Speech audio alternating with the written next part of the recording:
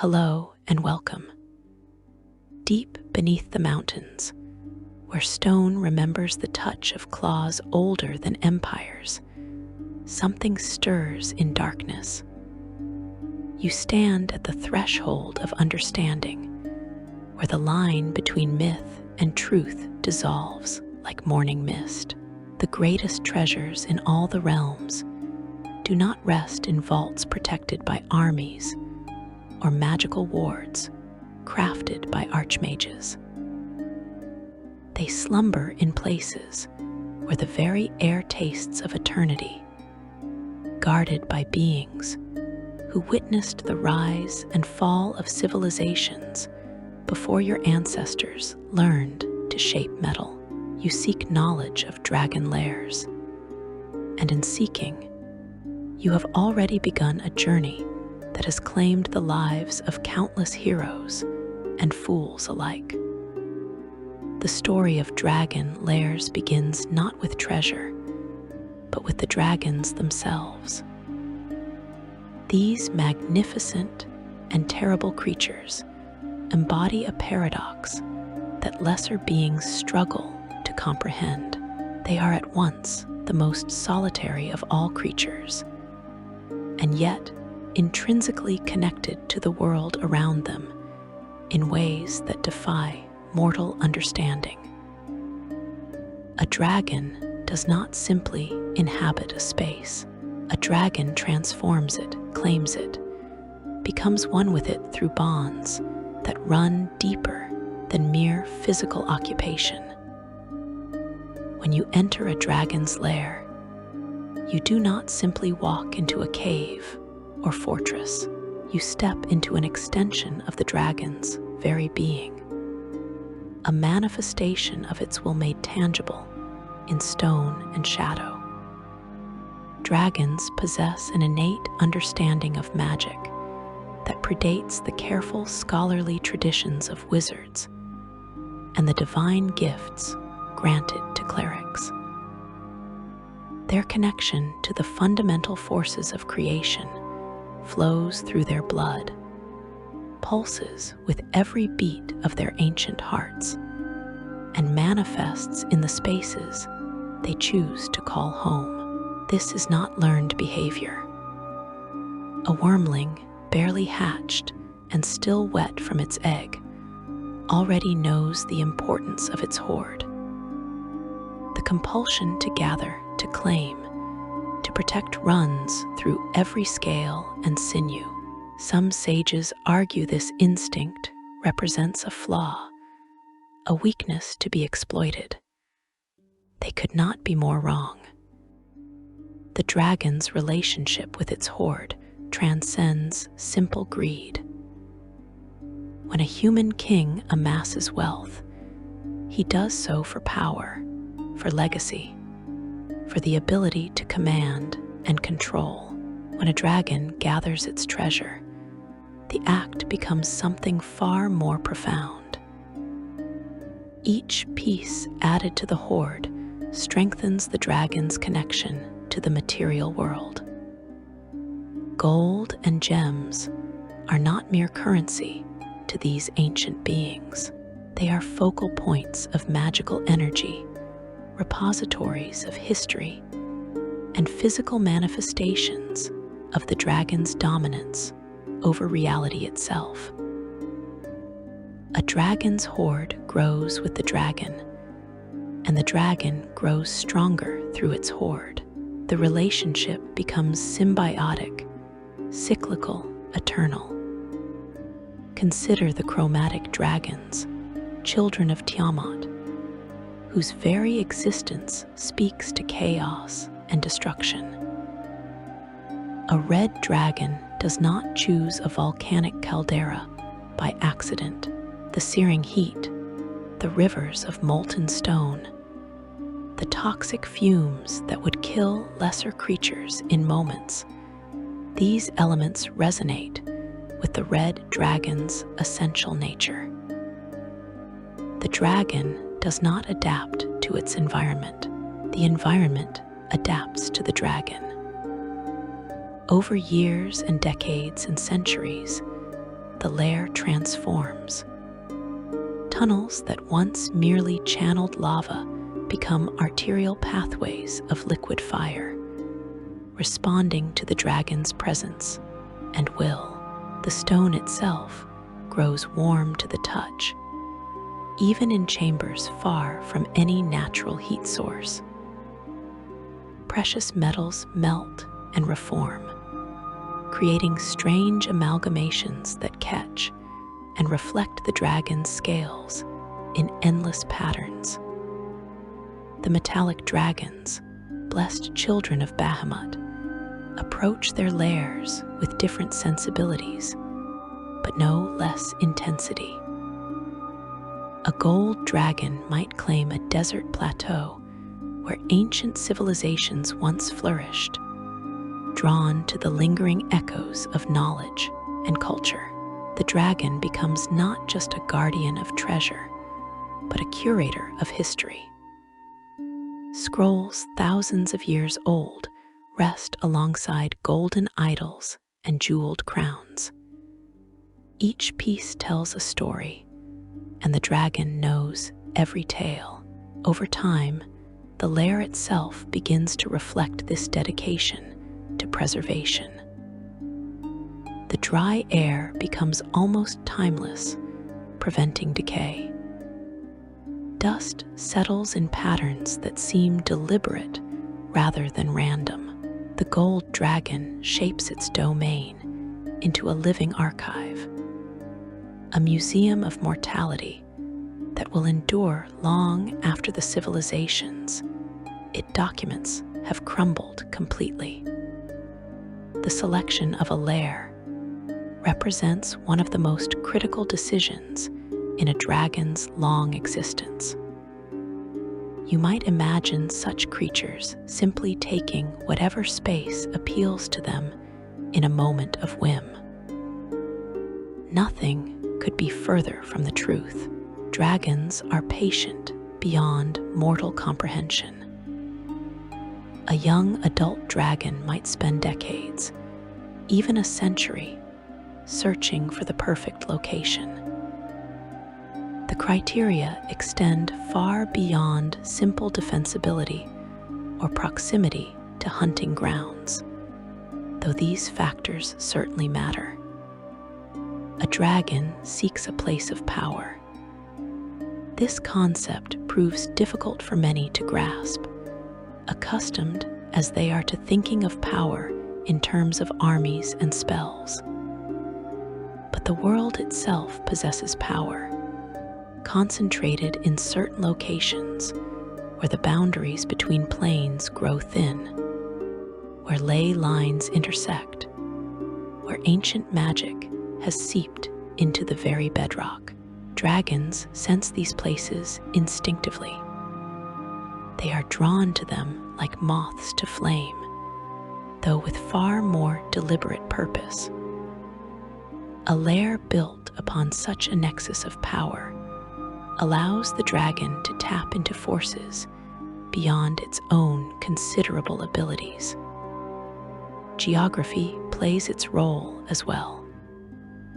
A blue dragon thrives in desert environments, and so it seeks out vast expanses of sand and stone where it can hunt freely, and where its elemental affinity grants advantage. But the blue dragon also considers elevation, seeking high places from which to survey its territory. Mountains rising from desert floors, mesas that tower over endless dunes, ancient ziggurats abandoned by civilizations that worshipped different gods. These locations offer both the terrain the dragon requires and the vantage points from which to defend its claim. White dragons, often dismissed as the least intelligent of their kind, still demonstrate remarkable cunning in their lair selection. They gravitate toward Arctic environments, yes, but not just any frozen wasteland will suffice. A white dragon seeks locations where ice and snow have persisted for countless ages, where the cold runs so deep that it becomes a thing alive unto itself. Glaciers that have been moving since before human history began, crevasses that plunge into darkness so absolute that light itself seems to freeze. These places resonate with the white dragon's nature, and in claiming them, the dragon ensures that its lair will endure.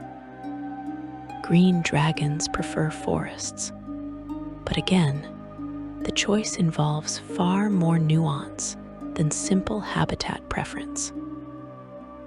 A green dragon looks for ancient woodlands where the trees have grown tall and twisted, where the canopy blocks out the sun and creates a perpetual twilight beneath, places where civilization encroaches but has not yet conquered, where the dragon can play political games with nearby settlements, using charm and manipulation to serve its interests. The green dragon's lair often incorporates ruins, remnants of structures built by those who came before and fell to the dragon's schemes, or simply to the passage of time. Black dragons seek swamps and marshes, environments that most creatures find inhospitable.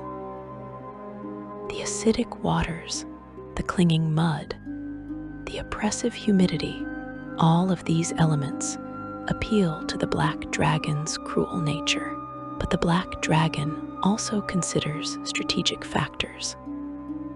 Swamps provide natural concealment and difficulty of access. Paths through the mire remain known only to the dragon, and the unwary intruder finds themselves lost, struggling through quicksand or poisonous pools before ever glimpsing the dragon's true lair. The black dragon excavates tunnels beneath the waterline, creating submerged passages and air-filled chambers that only the dragon can navigate with ease. Once a dragon claims its lair, the true transformation begins. The process unfolds gradually at first, so subtle that even the dragon might not consciously direct every change. The air within the lair takes on qualities that reflect the dragon's nature. In a red dragon's domain, it grows hot and dry, each breath tasting of sulfur and smoke. In a white dragon's ice caves, the cold becomes so intense that metal shatters like glass and flesh freezes, solid in moments.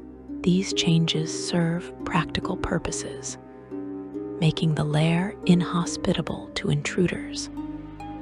But they also represent something deeper, the dragon's essence permeating its chosen space. The magical bond between dragon and lair intensifies over years and centuries. Ancient dragons, those who have lived for 1,000 years or more, achieve such profound connection with their lairs that the two become nearly indistinguishable. The dragon knows everything that occurs within its domain. A footstep in a chamber half a mile away registers in the dragon's consciousness. The scent of an intruder carried on air currents through twisting passages reaches the dragon long before the foolish adventurer realizes they have been detected. This awareness extends beyond mere physical sensation. The dragon feels the lair's rhythms, the flow of air and water, the subtle shifts in stone and earth. This connection allows the dragon to manipulate its lair in ways that seem impossible to those who do not understand the magic involved. When threatened, when intruders dare to penetrate its sanctuary, the dragon does not rely solely on its own formidable physical and magical abilities. The lair itself becomes a weapon. Stone walls shift and reshape. Tunnels that led one direction now loop back on themselves.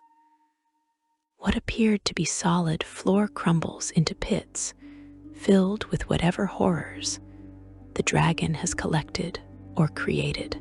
Water floods chambers with terrifying speed, or drains away to leave intruders stranded on suddenly exposed pathways. These lair actions, as adventurers and scholars have come to call them, vary according to the dragon's type and individual nature. A red dragon might cause fissures to open in the floor, releasing jets of flame and toxic gas. A black dragon could summon pools of acid that eat through armor and flesh with equal ease. A bronze dragon defending its coastal lair might call up walls of water or create whirlpools in submerged passages. The specific manifestations differ, but the underlying principle remains constant. The dragon and lair act as one entity, united in purpose and devastating in execution. The regional effects of a dragon's presence extend even beyond the lair itself. The surrounding landscape gradually transforms, shaped by the dragon's magic and nature. Forests near a green dragon's lair grow thicker, more hostile, with thorns that seem to reach for passers-by and vines that strangle anything they entwine. The desert around a blue dragon's territory experiences more frequent and intense sandstorms. Volcanoes near a red dragon's mountain home erupt with greater frequency and violence. These changes occur slowly over decades and centuries, but their cumulative effect can reshape entire regions. You must understand that these transformations are not purely environmental. They carry metaphysical weight. The very fabric of reality warps around a dragon's lair, creating what some mages refer to as a magical anomaly zone. Divination spells become unreliable. Teleportation magic fails or deposits travelers in unexpected locations. The normal rules that govern the material plane bend, and sometimes break entirely within a dragon's domain. This phenomenon explains why dragon lairs remain lost for centuries, even when their general locations are known. Maps become useless. Landmarks shift. What was a prominent mountain past one year becomes an impassable cliff face the next. The dragon does not necessarily create these changes deliberately, though some certainly do. Rather, the alterations emerge naturally from the intersection of dragon magic and mortal reality. The longer a dragon occupies a lair, the more pronounced these effects become. Ancient dragons, those worms who have lived through the rise and fall of multiple civilizations, create lairs that exist almost as pocket dimensions unto themselves.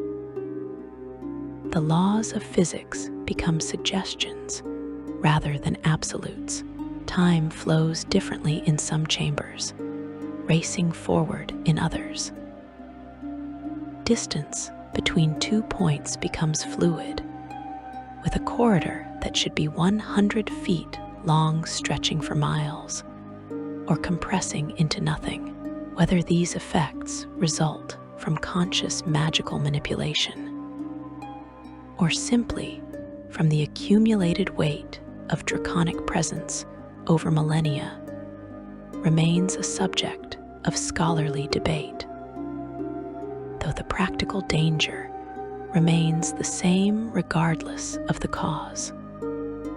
The hoarding instinct that drives all dragons manifests most clearly in the arrangement and maintenance of treasure within the lair. Contrary to popular imagination, dragons do not simply pile gold and gems into random heaps. Each dragon curates its hoard with purpose and intention.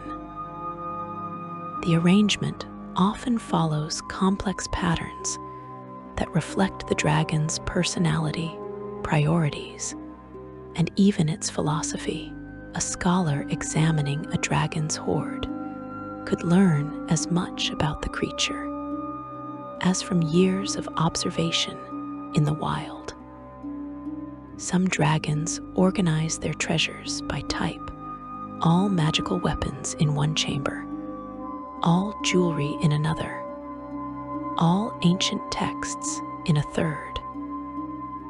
Others arrange items chronologically, creating a physical timeline of their long existence.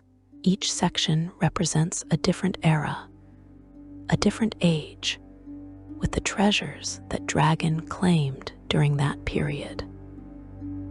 Walking through such a hoard becomes a journey through history, though few survive to appreciate the experience. Certain dragons, particularly the metallics, arrange their hoards thematically, grouping items according to the civilizations that created them. An entire wing of the lair might be dedicated to the artifacts of a long-dead empire. Another section holds the treasures of a different culture.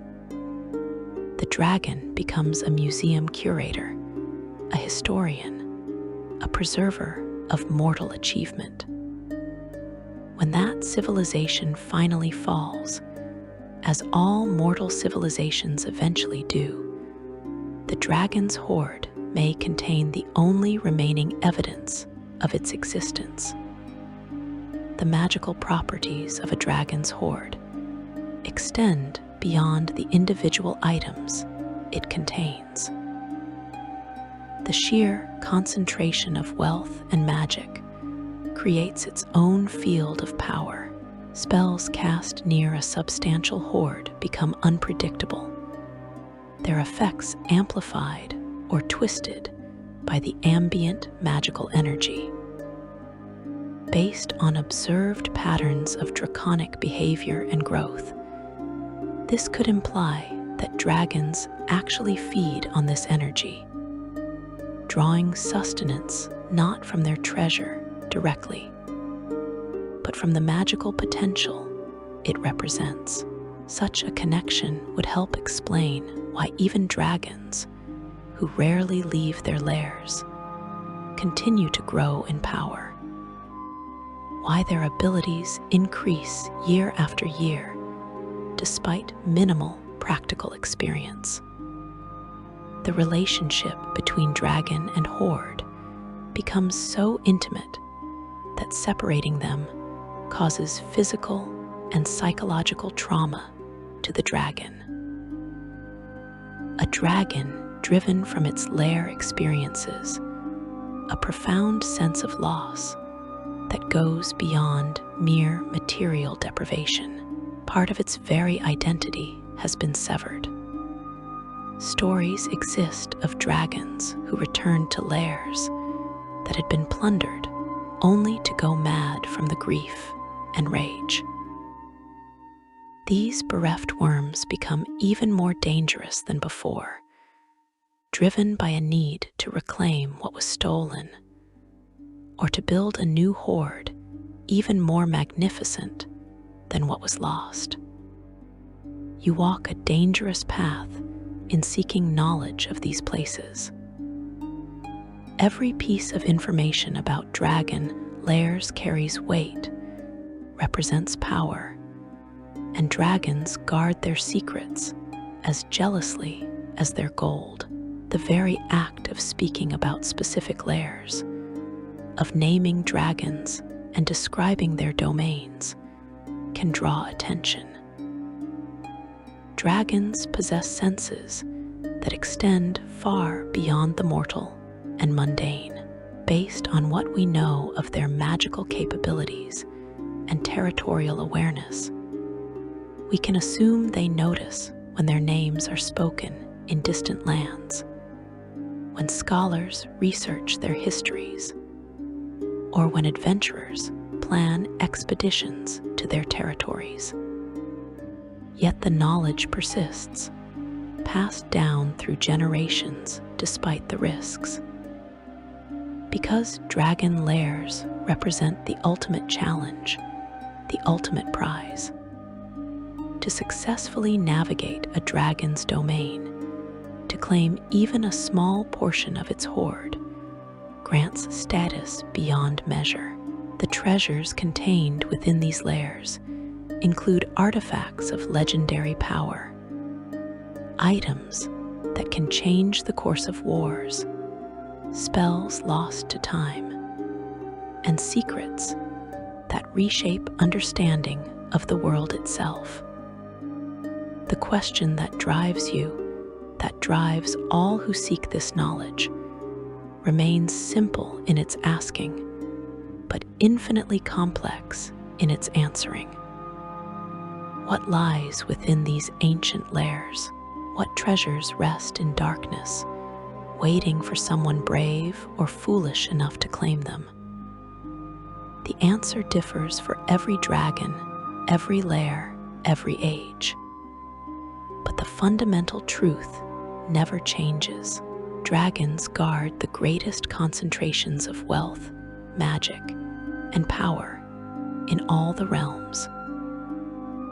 Their lairs stand as monuments to their dominance, testaments to their endurance, and promises of unimaginable riches for those who dare to enter. Section 2. Legendary Dragon Lairs of Faerun and Beyond. The lands of Faerun hold within their vast expanse countless dragon lairs, each a realm unto itself, each guarded by a worm of terrible power and ancient cunning. You have learned the principles that govern these places, the fundamental truths of dragon nature and territorial dominance. Now you must understand the reality, the actual locations where these principles manifest in stone and flame, in ice and shadow, in places whose very names inspire both wonder and terror.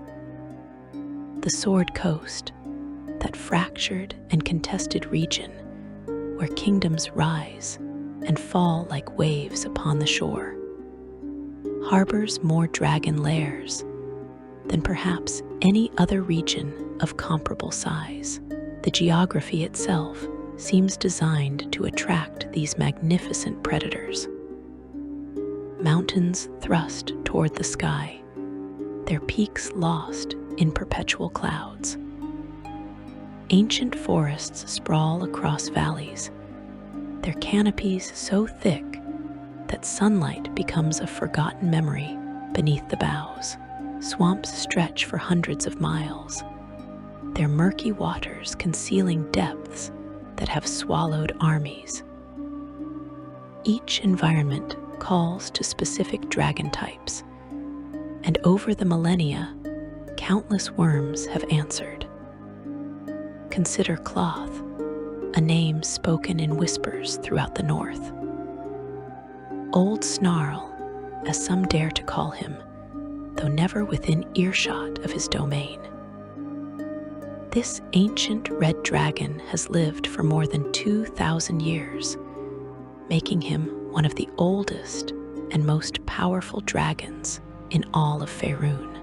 His lair, hidden within the spine of the World Mountains, exists as a complex network of volcanic caverns that extend deep into the earth. The exact location remains a mystery, wrapped in layers of misdirection and terror. Those who claim to know its whereabouts rarely live long enough to share the information. And those few who survive such encounters inevitably go mad, their minds shattered by proximity to such overwhelming draconic presence. The treasures within Klauth's lair defy comprehension. Imagine chambers the size of great halls, floor to ceiling with gold coins that form hills and valleys within the mountain itself.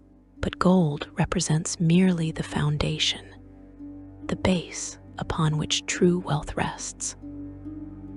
Magical weapons of every description hang from the walls or lay carefully arranged in alcoves, swords that burn with eternal flame, axes that freeze whatever they strike, spears that never miss their target, armor crafted by dwarven master smiths long dead rests on stands of gold and platinum, each suit enchanted with protections that would make the wearer nearly invulnerable. The magical items extend beyond weapons and armor. Klauth has collected rings of power, cloaks of invisibility, boots that allow the wearer to walk on air or water, gloves that grant strength sufficient to move mountains. Wands and staves rest in racks, organized by the schools of magic they channel. Scrolls containing spells lost to modern wizardry fill entire chambers, their parchment preserved by the dry heat and the ambient magic that saturates the lair. Some of these scrolls contain knowledge from civilizations that existed before humans walked upright, before elves fled from distant lands to make Faerun their home. But perhaps the most valuable treasures in Klauth's hoard are not magical items at all. The ancient red dragon has spent 2 millennia collecting information, secrets, and leverage.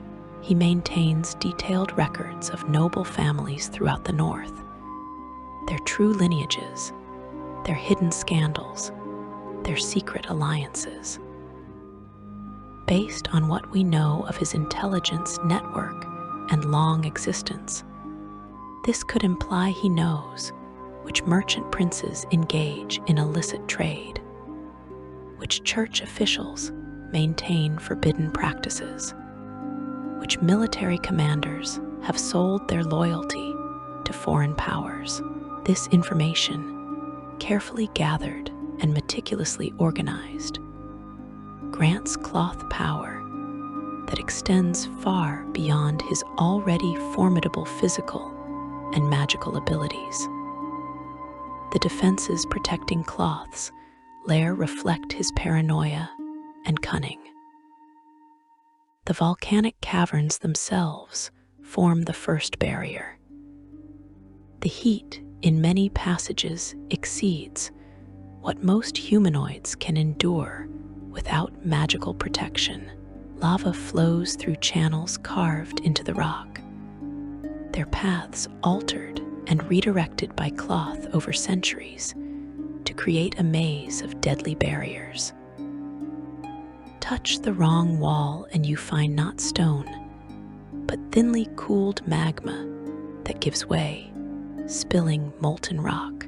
Step on the wrong floor tile, and you trigger releases that flood entire chambers. Beyond these environmental hazards, Klauth employs more conventional defenses. Fire giants sworn to his service patrol certain sections of the lair, their immunity to heat allowing them to guard areas where other creatures would perish. Salamanders glide through the lava flows, their alien intelligence bent to Klauth's will through ancient pacts and magical compulsions. In the deepest chambers, bound elementals of fire await release, ready to incinerate intruders at their master's command. Magical traps layer upon magical traps in patterns of bewildering complexity. Klauth has had 2,000 years to refine his defenses, to learn from every attempted intrusion, to close every vulnerability. Illusions disguise pit traps and redirect intruders into dead ends or ambush points. Glyphs of warding cover surfaces throughout the lair, their triggers set to respond to specific conditions, non-draconic creatures, hostile intent, certain magical auras. Some chambers contain modified versions of the symbol spell, their effects ranging from instant death to madness to transformations that leave victims begging for death. The lair itself responds to Klauth's presence and will. When the ancient red dragon becomes aware of intruders, volcanic vents open in floors and walls, filling chambers with superheated gas. Magma surges up through cracks, creating barriers of molten stone.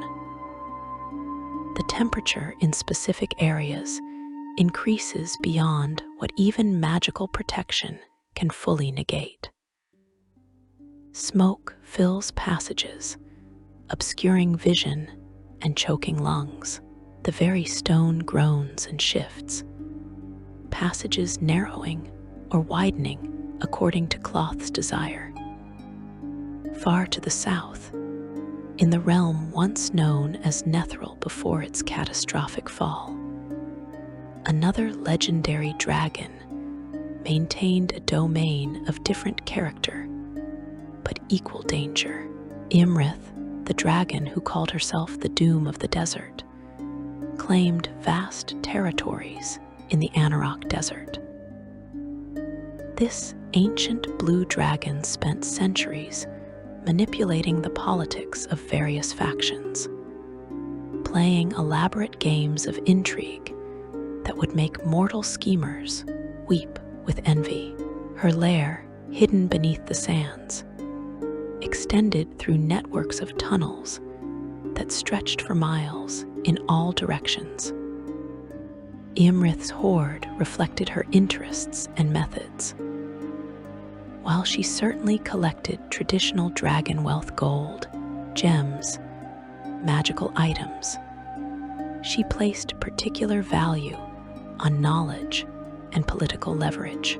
Her lair contained libraries that would rival those of the greatest arcane universities. Texts on political philosophy, military strategy, economic theory, and psychological manipulation filled shelves carved into sandstone walls. Maps showing trade routes, military deployments, and resource locations covered entire chambers. Correspondence between nobles, merchants, and other influential figures, carefully stolen or obtained through various schemes, provided insight into the machinations of surface dwellers. The magical treasures within Iymrith's lair included items specifically chosen for their utility in her schemes. Rings that allowed the wearer to assume different forms. Cloaks that granted invisibility or the ability to blend into crowds, amulets that protected against divination magic, preventing others from scrying on the wearer. Iymrith collected these tools of deception and manipulation with the same dedication other dragons applied to collecting weapons or armor. The defenses protecting her desert lair demonstrated sophistication, matching her cunning nature. The shifting sands themselves formed the first barrier, concealing the entrance and making conventional navigation impossible. Iymrith controlled these sands through magic, able to create quicksand pits, sandstorms, or walls of compacted sand at will. Those who somehow found the entrance faced a labyrinth of tunnels that defied mapping. Passages looped back on themselves, intersected at impossible angles, and changed configuration through mechanisms Iymrith installed over decades. Sand elementals patrolled the tunnels, their forms blending seamlessly with the surrounding environment. Blue dragons are known for creating and controlling servants made of sand and lightning, and Iymrith mastered these techniques to a degree rarely seen. Her servants could flow through the smallest cracks, reform after being shattered, and strike with devastating force when commanded. Lightning arced between metal deposits in the walls, creating barriers of electrical energy that would kill most creatures instantly. Iymrith's lair actions reflected her elemental nature and strategic mindset. She could cause lightning to strike within enclosed chambers, the energy bouncing between surfaces until it found flesh to burn. Sandstorms materialized in specific passages, the whirling particles stripping skin from bone in minutes. The floor might suddenly become loose sand, pulling victims down into suffocating depths, or it might harden like stone, trapping feet and preventing movement while other defenses activated. In the Mere of Dead Men, that vast swampland on the Sword Coast, the ancient black dragon Chardan Vitriol, known to those who dare speak of him as Ebendeth, maintained one of the most infamous lairs in all recorded history. This worm's cruelty and malevolence exceeded that of most dragons, a statement that carries considerable weight given the generally evil nature of chromatic dragons. His lair was established in Untold, an ancient fortress that became synonymous with death and darkness under his occupation. What makes Ebendeth's lair particularly notable is the dragon's approach to undeath. Unlike most dragons who view death as an ending to be avoided, Ebendeth embraced lichdom, transforming himself into a dracolich of immense power. This transformation changed the nature of his lair in fundamental ways. The life-draining aura that surrounded the dracolich extended throughout his domain, causing plants to wither and animals to flee. The very air became toxic with negative energy, slowly killing any living creatures that lingered too long. The treasures in Ebendeth's hoard included many items associated with necromancy and dark magic. Tomes bound in humanoid skin contained spells for raising and controlling the dead. Phylacteries that once held the souls of lesser liches rested on pedestals of black stone. Cursed weapons that drained life force from their wielders occupied positions of honor. Ebondeath collected these dark artifacts with the passion other dragons reserved for gold and gems. The defenses protecting a Dracolich's lair differ significantly from those employed by living dragons. Undead servants require no air, no food, no rest. They maintain eternal vigilance, standing watch in corridors for years without moving until intruders trigger their programmed responses. Ebondeath commanded legions of such servants, skeletal warriors in rusted armor, zombies with flesh hanging from their bones, wraiths that could pass through solid matter to strike at the living. The most powerful undead served as lieutenants, maintaining control over lesser creatures and coordinating defenses.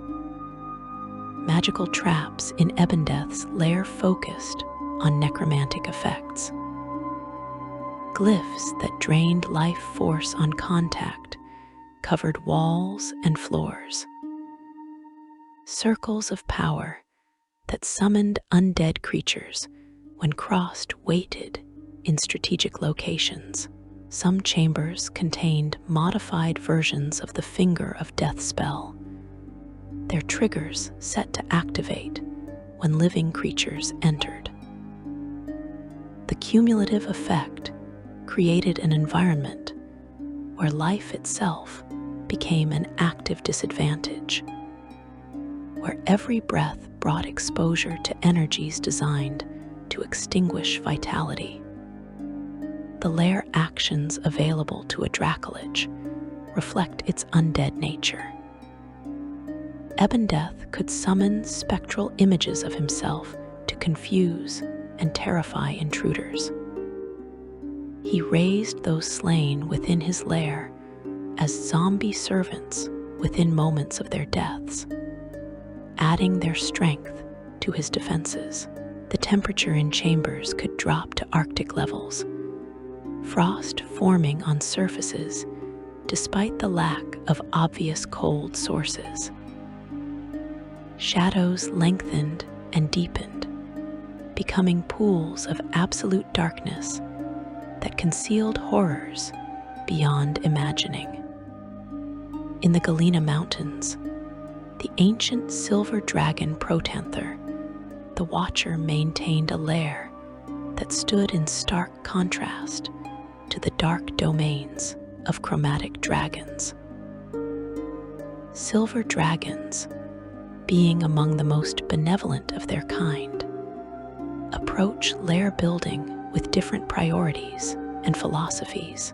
Protanther chose a location that allowed him to observe vast stretches of territory, monitoring the activities of both dragons and humanoids. His lair consisted of naturally formed caverns within a mountain peak, modified and expanded over centuries, but retaining much of their original beauty. However, Protanther did not share the warm regard for humanoid races that some of his metallic kin possessed, maintaining a more aloof and watchful stance toward the civilizations below. The treasures within Protanther's hoard included many items of historical and cultural significance. Artifacts from ancient civilizations rested alongside more recent creations, each piece selected for its artistry or historical importance, rather than purely for magical power or monetary value. Musical instruments capable of producing sounds of unearthly beauty occupied one chamber. Paintings and sculptures depicting important historical moments filled another. Protanther viewed himself as a guardian of knowledge and history, preserving significant works against the ravages of time, though his interest remained scholarly rather than sentimental toward the mortal creators. The defenses protecting a silver dragon's lair tend toward deterrence and control rather than outright slaughter. Protanther established multiple layers of wards designed to discourage intrusion without necessarily killing intruders. Illusions made the mountain appear impassable from certain angles. Magical barriers prevented scrying and teleportation. Those who persisted in approaching faced stronger deterrents, confusion effects that left them wandering in circles, fear auras that inspired retreat, even magical sleep that would leave trespassers unconscious but unharmed. Should these measures fail and intruders actually penetrate the inner chambers, Protanther's defenses became more serious.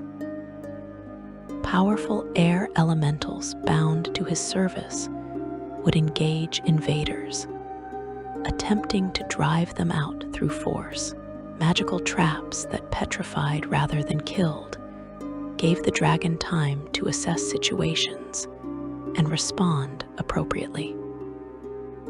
Though distant from humanoid concerns, Protanther maintained principles that distinguished justified defense from wanton cruelty, though he would not hesitate to use lethal force against those who proved genuinely threatening to his domain or the knowledge he protected. The lair actions available to silver dragons reflect their affinity for air and cold. Protanther could summon powerful winds that knocked intruders prone or pushed them back toward exits. Fog would fill chambers, obscuring vision and disorienting those unfamiliar with the lair's layout. In dire circumstances, he could create walls of ice that blocked passages or trapped enemies in specific areas. The temperature could drop rapidly, creating conditions that forced retreat without necessarily causing fatal harm. The diversity of dragon lairs extends to environments most creatures would consider completely uninhabitable. In the depths of the Underdark, that vast network of caverns and tunnels beneath the surface world, purple dragons, also called deep dragons, carve out territories in darkness absolute. These strange dragons, adapted to life without sunlight, maintain lairs in the deepest reaches where even other Underdark dwellers rarely venture. Their hoards include treasures plundered from ancient drow cities, artifacts from aberrant civilizations, and minerals found nowhere else in the world. Purple dragon lairs present unique challenges to would-be intruders. The complete absence of light disorients surface dwellers, and even those with dark vision struggle in the oppressive darkness. The tunnels twist and turn in patterns that defy conventional geometry. Following the natural formations of the Underdark in ways that create three-dimensional mazes, purple dragons possess psionic abilities uncommon among other dragon types, and they use these powers to create mental traps and illusions that assault the mind rather than the body. The guardians in purple dragon lairs often include creatures native to the deep Underdark, mind flayers, enslaved through psionic combat, beholders bound by ancient pacts, hook horrors trained to respond to specific commands. These allies or servants add layers of danger that complement the purple dragon's own formidable abilities. Some purple dragons maintain entire communities of thralls, mentally dominated creatures from various species who serve as the dragon's eyes, ears, and hands throughout the surrounding Underdark.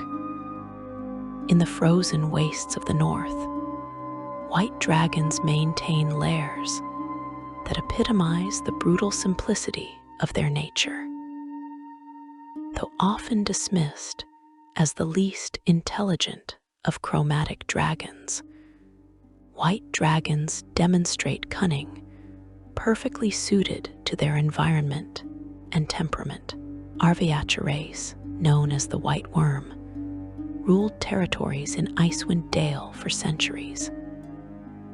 Her lair, carved into a glacier, contained treasures frozen in solid ice, victims and their possessions alike preserved in crystalline tombs. The treasures in white dragon hoards often include items taken from victims frozen solid by the dragon's breath weapon. Warriors encased in ice still grip their weapons, their expressions frozen in final moments of terror or defiance. Merchants and their cargo become permanent displays, their goods available for examination, but impossible to claim without extensive work to melt the ice. White dragons take particular pleasure in this form of display, viewing their frozen victims as trophies demonstrating their dominance. The defenses in White Dragon Lairs leverage the extreme cold environment. Ice forms on every surface, making movement treacherous. Narrow ledges over bottomless crevasses force intruders to navigate paths where a single slip means death. The temperature plunges to levels where exposed flesh freezes in seconds, and metal becomes brittle enough to shatter. White dragons can cause avalanches, collapsing sections of their lairs onto intruders or blocking escape routes. Icicles the size of spears fall from ceilings on command, impaling those below. The lair actions available to white dragons focus on ice and cold. Walls of ice rise to block passages or create barriers. Fog clouds fill chambers, obscuring vision and causing disorientation. The floor might become a sheet of smooth ice, making it impossible to maintain footing. Jagged ice spears erupt from walls, floors, or ceilings, creating obstacles and hazards. The wind howls through the tunnels, carrying with it cold that penetrates even magical protection. Along the coastal regions and beneath the waves, dragon lairs take on entirely different characters. Bronze dragons favor seaside locations where they can monitor shipping lanes and interact with coastal communities. Their lairs often include both terrestrial and aquatic sections, with passages that flood and drain according to tides or the dragon's will. The treasures in bronze dragon hoards frequently include nautical items, ship's wheels, navigational instruments, flags from vessels the dragon encountered over centuries, trinkets from 1,000 different ports. The defenses protecting Bronze Dragon, Lairs utilize water as their primary element. Chambers can flood in moments, drowning air breathers who lack magical means of breathing underwater. Strong currents sweep through passages, preventing easy navigation.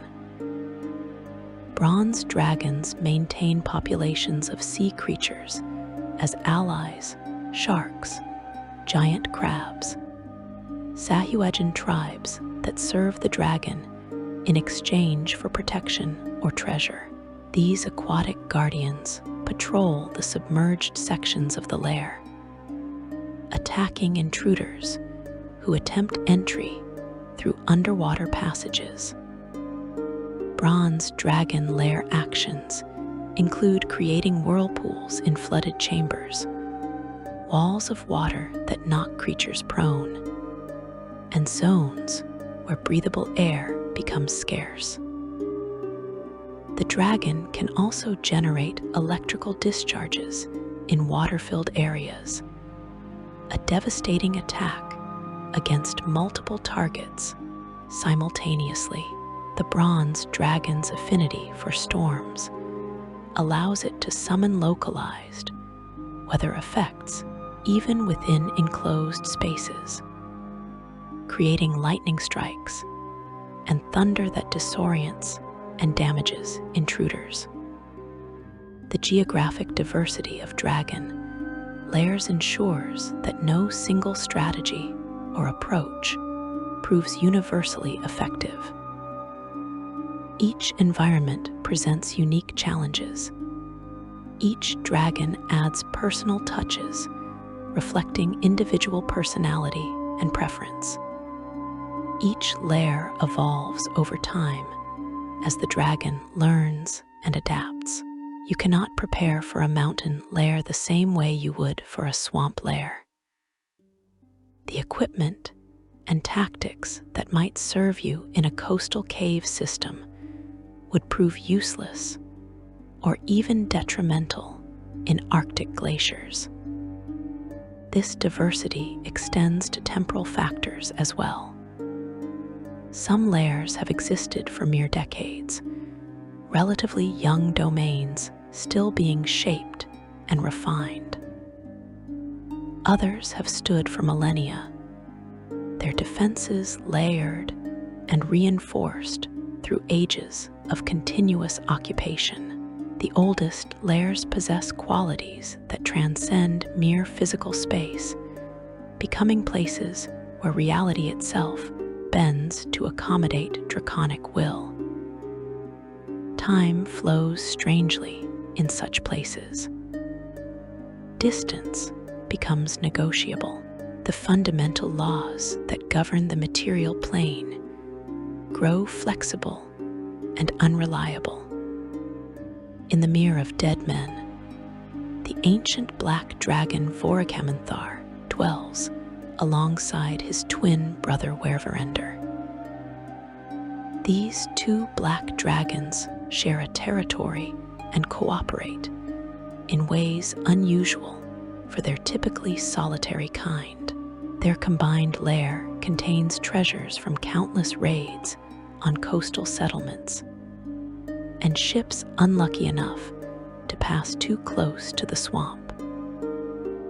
The brothers employ complex defensive strategies that involve coordinating their attacks, creating situations where adventurers must face two ancient dragons simultaneously, a scenario that dramatically reduces any hope of survival. Section 3: Dragon Lair Ecology and Regional Effects. The transformation of land surrounding a dragon's lair does not happen overnight. It unfolds across years, decades, centuries, a gradual reshaping of reality that begins the moment a dragon settles into its chosen domain and continues until either the dragon dies or abandons the location. you must understand that this process operates on scales that dwarf mortal perception. A human lifetime passes in what a dragon experiences as mere moments. What seems like sudden environmental catastrophe to villagers represents to the dragon a natural and expected evolution of its territory. The radius of influence varies according to the dragon's age, power, and the fundamental strength of its connection to the material plane. A young dragon might affect the immediate vicinity of its lair, perhaps a few hundred yards in all directions. An ancient worm transforms the landscape for miles around, its presence felt across entire regions. The most powerful dragons, those who have lived for thousands of years and accumulated magical might beyond normal draconic limits, can reshape geography on scales that affect nations. Red dragons exemplify the dramatic nature of these transformations. When a red dragon claims a volcanic mountain or caldera as its lair, the volcanic activity in the region increases. Eruptions become more frequent and more violent. Lava flows that once followed predictable paths alter their courses, sometimes destroying settlements that stood for generations. The ground becomes unstable, prone to earthquakes that shake the earth with terrifying regularity.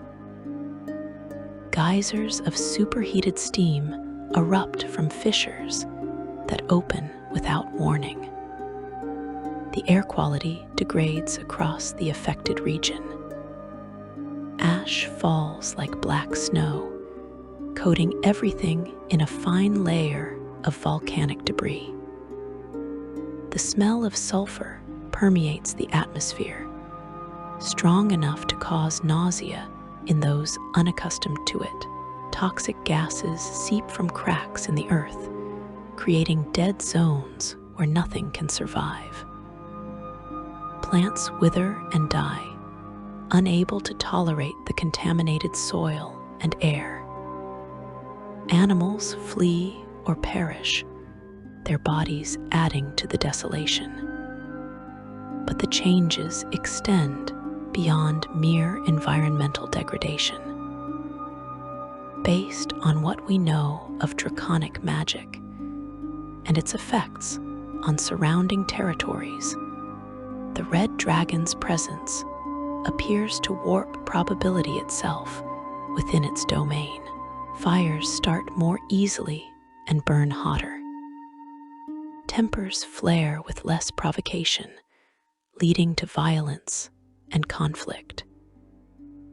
Greed intensifies in the hearts of those who dwell nearby, driving them to acts of avarice they might never have contemplated elsewhere. The red dragon's essential nature, destructive, avaricious, domineering, seeps into the very fabric of the region, influencing events and behavior in subtle but measurable ways. Blue dragons create different but equally profound effects in their desert territories. The frequency and intensity of sandstorms increase dramatically. What were once occasional weather events become nearly constant occurrences. The storms follow patterns that serve the dragon's interests, clearing areas the dragon wishes to keep open while burying locations it wants concealed. Lightning strikes become far more common, even during clear weather.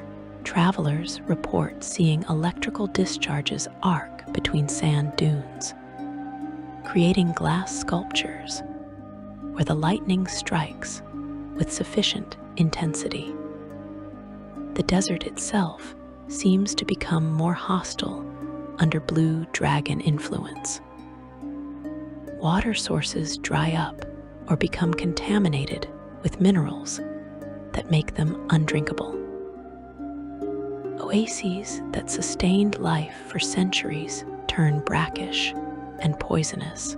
The heat intensifies, pushing temperatures to extremes that make travel during daylight hours virtually suicidal. Mirages proliferate, confusing navigation and leading the unwary into areas where no water or shelter exists. The blue dragon shapes its desert into a killing ground, a place where only the strong or the cunning survive. The psychological effects mirror the environmental changes. Those dwelling within a blue dragon's territory become more prone to vanity and arrogance.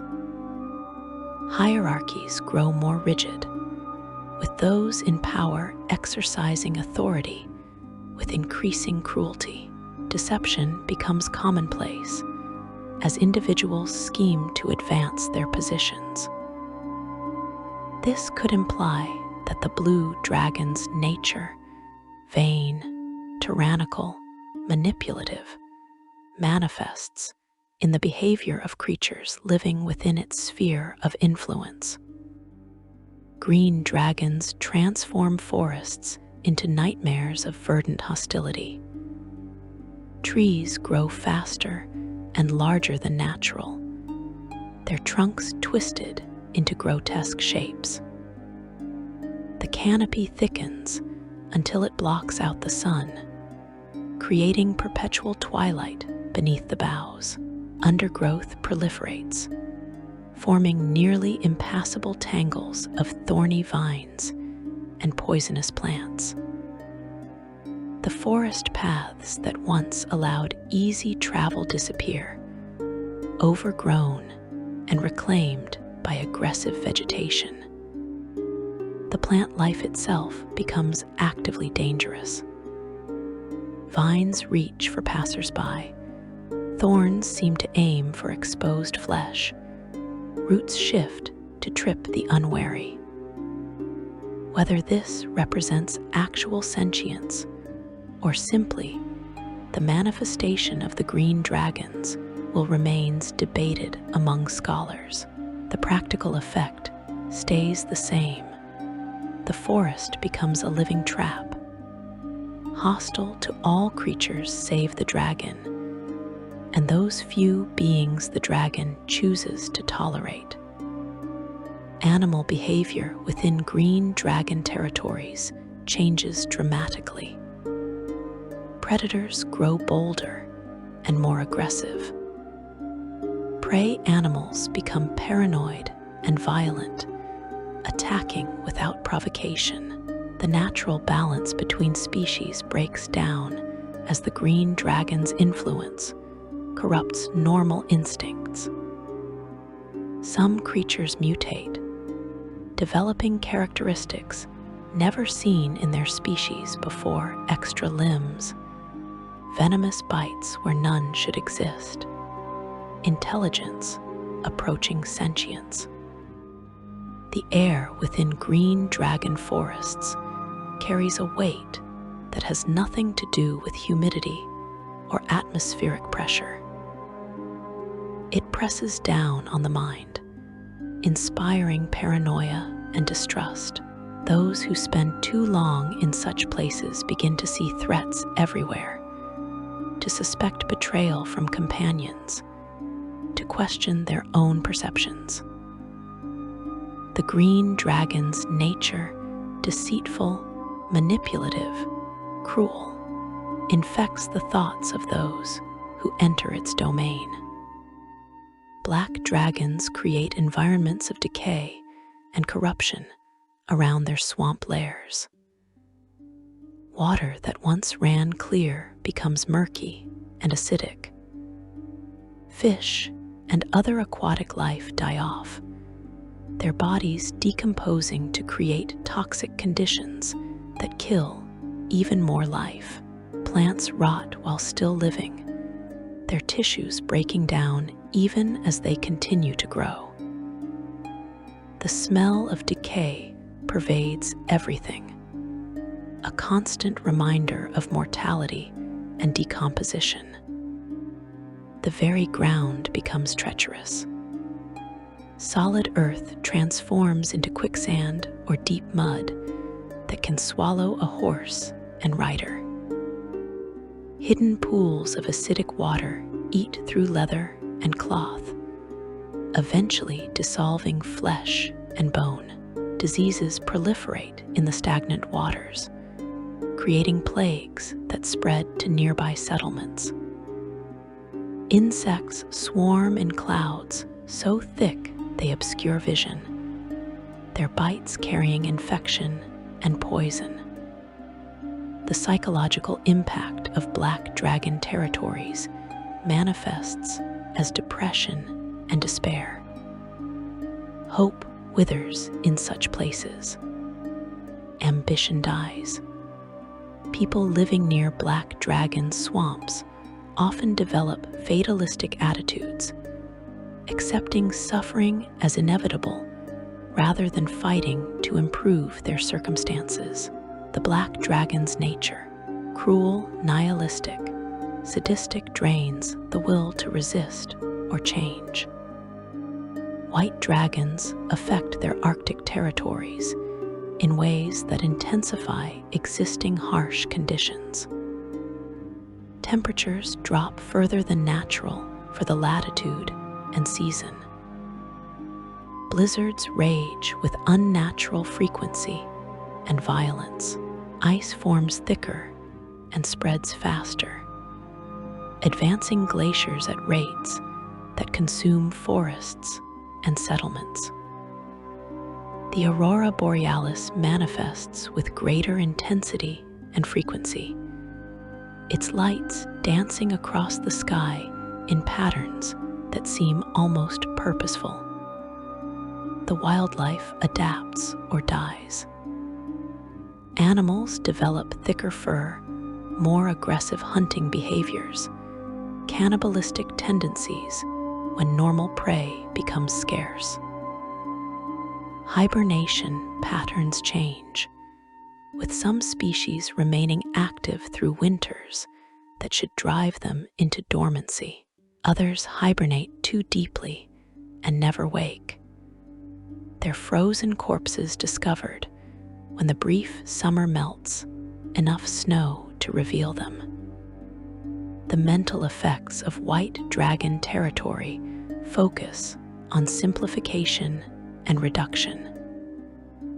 Complex thoughts become difficult to maintain. Planning for the future seems pointless when survival in the present demands total attention. Social bonds weaken as individuals focus on personal survival. The white dragon's nature, simple, brutal, direct, strips away the veneer of civilization from those exposed to its influence for extended periods. Metallic dragons create regional effects that tend toward the beneficial rather than destructive, though the changes can be equally profound. Gold dragons who establish lairs in desert or arid regions often find that the land around their domains becomes more hospitable. Springs emerge from previously dry rock. Plant life flourishes in areas where nothing grew before. The temperature moderates, becoming less extreme. Rain falls more frequently, transforming barren waste into fertile ground.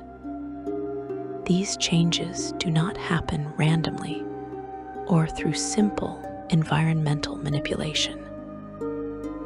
Based on what we know of their divine connections, gold dragons appear to channel energies through their bond with Bahamut, allowing their presence to literally bless the land. Holy ground expands around gold dragon lairs, creating sanctuaries where evil creatures cannot easily tread. The effects can extend for dozens of miles, creating oases of prosperity and peace in otherwise harsh environments. The psychological impact manifests as increased wisdom and understanding among those dwelling nearby. Disputes resolve through negotiation rather than violence. Communities develop stronger civic institutions and more just laws. Art and scholarship flourish.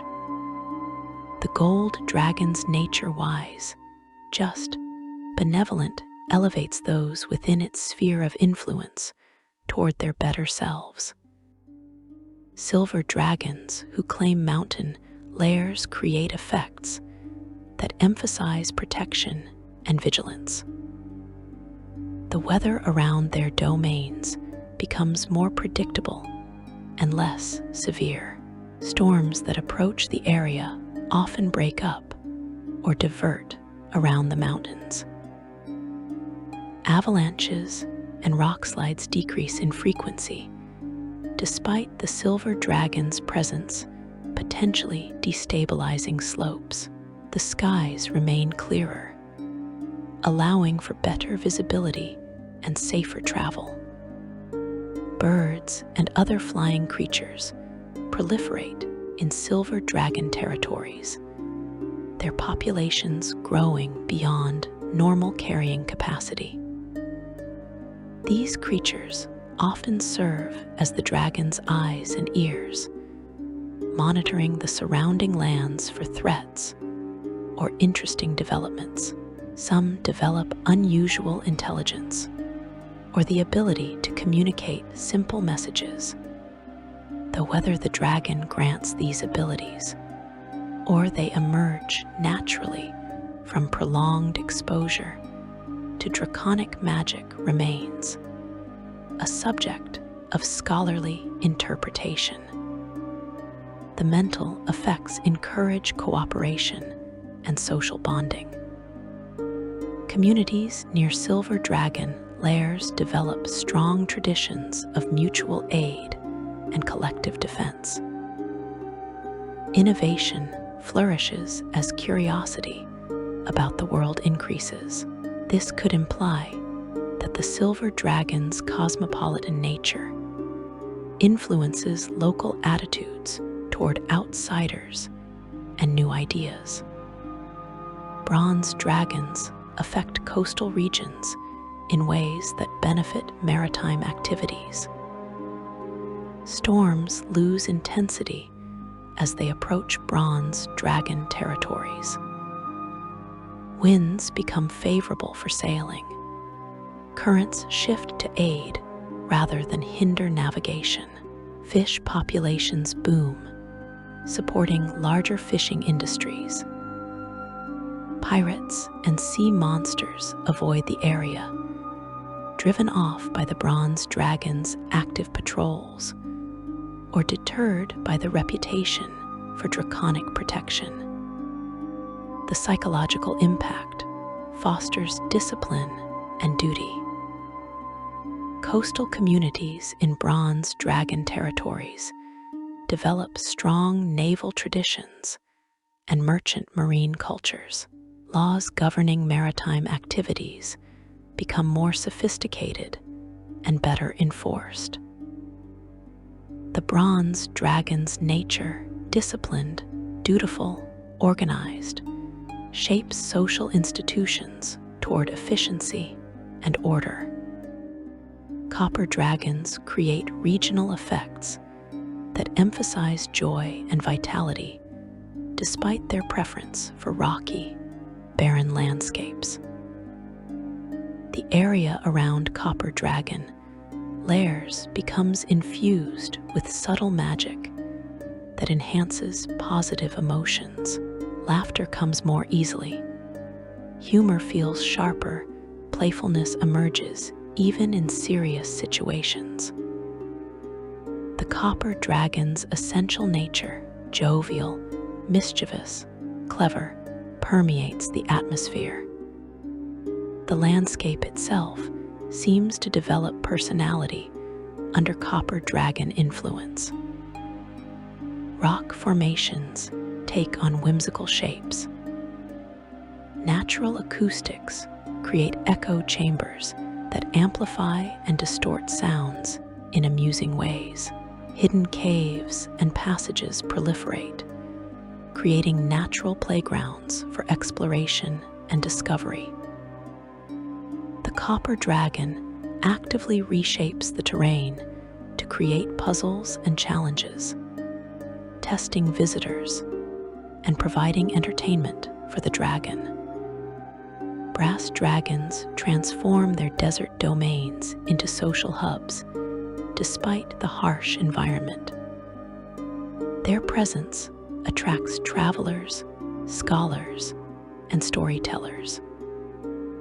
Oases near brass dragon lairs become meeting places where diverse cultures intermingle. Trade routes shift to pass through brass dragon territory, as merchants know they can find safety and interesting conversation. The brass dragon's nature, talkative, curious, sociable, creates zones of cultural exchange within otherwise isolating landscapes.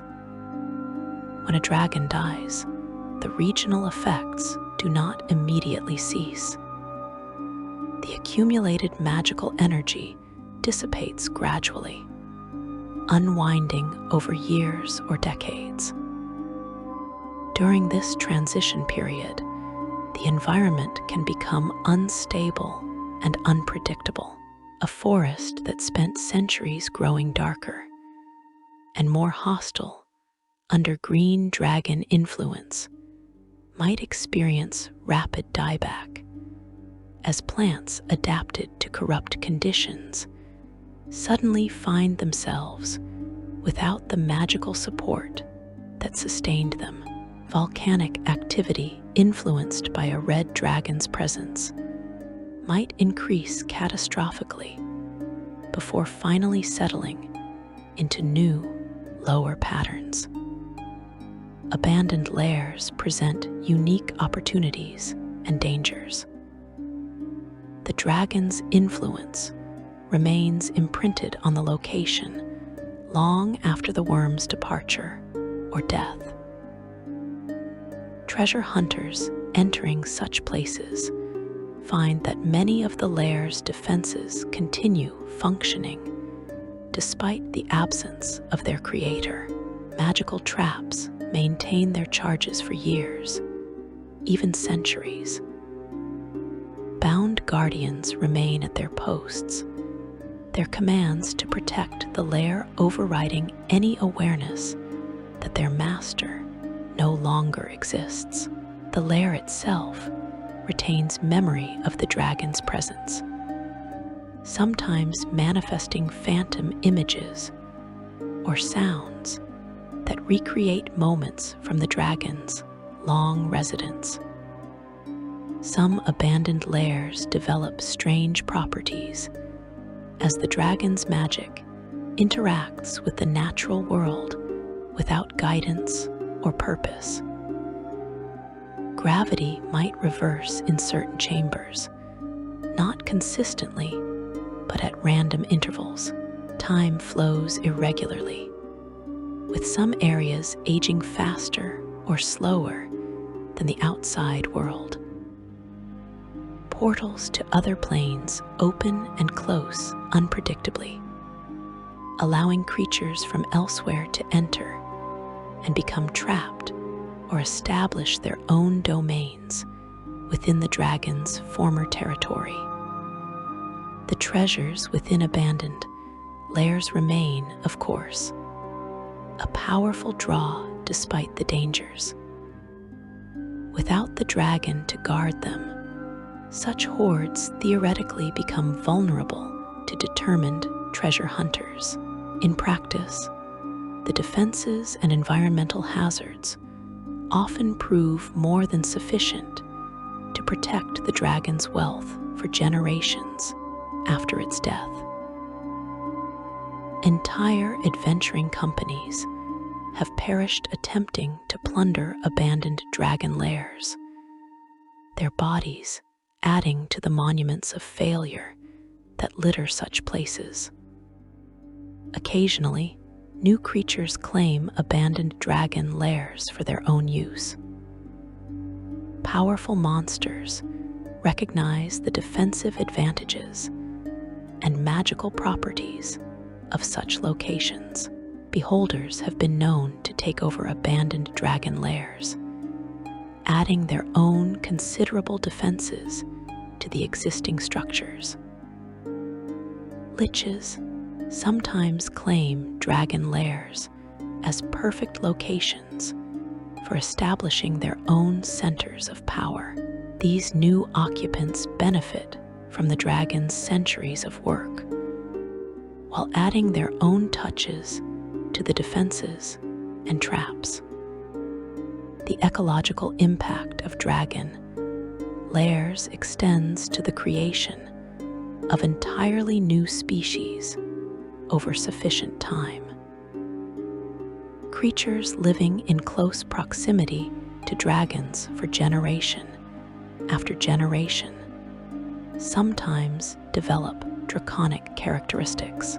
Kobolds claim descent from dragons, and while the exact truth of this assertion remains disputed, their veneration of dragons and tendency to serve them suggests some connection. Other creatures show more obvious signs of draconic influence, unusual coloration matching nearby dragons, resistance to the dragon's breath weapon element, even the development of rudimentary breath weapons in their own right. Section 4. Treasures Beyond Gold, Magic, Knowledge, and Secrets. The glitter of gold coins and the sparkle of precious gems capture the imagination of treasure seekers throughout the realms. But these mundane riches represent merely the foundation of a dragon's true hoard. You look upon the mountains of gold and see wealth beyond measure. Yet, you miss the artifacts of genuine power resting among the coins. You admire the rubies and diamonds scattered like common pebbles.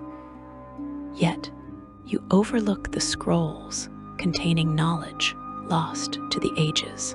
The greatest treasures within dragon lairs are not those that shine brightest, but those that hold power to reshape reality itself. Dragons accumulate magical artifacts with the same dedication they apply to collecting precious metals. But their criteria for selection extend far beyond simple monetary value. A dragon recognizes power in forms that escape mortal attention. An ancient sword bearing no obvious enchantment might rest in a place of honor within the hoard because the dragon senses the dormant potential within the blade. Magic so old and subtle that modern detection spells fail to register its presence. A simple clay tablet covered in archaic script receives careful preservation because the dragon understands the knowledge inscribed upon it could topple kingdoms or resurrect forgotten gods. Consider the artifacts of the Netherese, those master arcanists who built floating cities and wielded magic that modern wizards can barely comprehend. When Netheril fell, its treasures scattered across Faerun. Many found their way into dragon hoards, claimed by worms who recognized their significance.